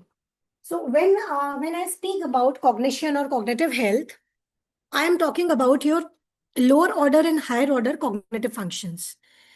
Now, what are these? Lower order. Why I'm just telling you a brief background so that you can be with me in the presentation, right? Speaking, thinking, like doing math. So that's like planning, that's like. Yeah. So basically, when we talk about cognition and cognitive functions, they are two separate things. When we talk about cognition is hot cognition and cold cognition. So what is hot cognition? Hot cognition is something when you react, you think, you behave, keeping the emotional aspect, reactivity at the top. Cold cognition is something when you react and behave and act in by keeping your logic intact and at the top. Okay. Now cognitive function. So you all know, you are all neurologists and neurosurgeons and doctors. So you know the top-down processing and bottom-up processing of the brain, right? Circuitry and all that stuff.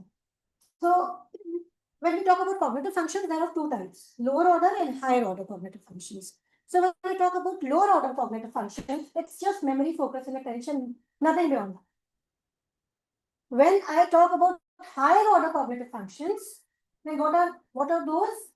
Those are higher order executive functions, which are your decision-making abilities, your reactivity, your processing speed, your impulse control, your cognitive flexibility, your reasoning, your understanding, your comprehension. Now, apart from these two, there are two other things which comes under that domain, which are language comprehension and speaking, articulation, Broca's area and the Wernicke's area, basically, right? and premotor cortex and the basal ganglia, the motor functions, right? So just giving you a little background, when I talk about mental health, it's all about your emotions, feelings, right? I'm feeling sad, I'm feeling like crying, I'm feeling happy, elated, whatever. Irritable, angry. This is all about mental health. This has nothing to do with cognition, right? So now moving to my presentation, the title of the presentation is Remapping the Brain and Orchestrating Cognition. So, as we have discussed the difference between cognitive health, mental health, what is hot cognition, what is cold cognition, and what are lower order and higher order cognitive functions, I would like to proceed with my presentation. And, for decades, the core metaphor guiding cognitive rehabilitation in terms of memory, focus, attention, speech, motor functions, decision-making skills, impulse control, processing speed of your brain, reactivity, has been, just one of repair and regeneration, right? Needs to be repaired, right? But we have viewed the injured brain as a machine with broken parts. Like this area is broken, this is not functioning, and our only goal was initially to fix them, all the parts of the brain, right? But what if that metaphor is actually limiting us, right? So emerging neuroscience actually tells us to adopt a very new, far more dynamic vision, which is neuroplasticity, right? Now, when we talk about neuroplasticity, we say it's functional, it's structural.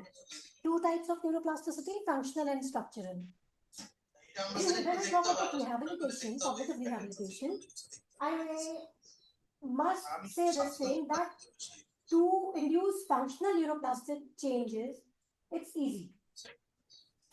But to induce structural neuroplastic changes, it's a task, right? Now, first, when we talk about neuroplasticity, I would say remapping the brain. This is the neuroscience of complete neuroplasticity, not as a simple healing process, but as an active, conscious, targeted act of navigation and cultivation of your cognition and your emotions. We are learning here not just to hope that the brain changes. When you're involved in certain tasks, you're just not with the hope that the brain will change, but to guide us that the very region of the brain area, neurons, glial cells and everything, it's working together and it's rewiring, right? And the second part of my title is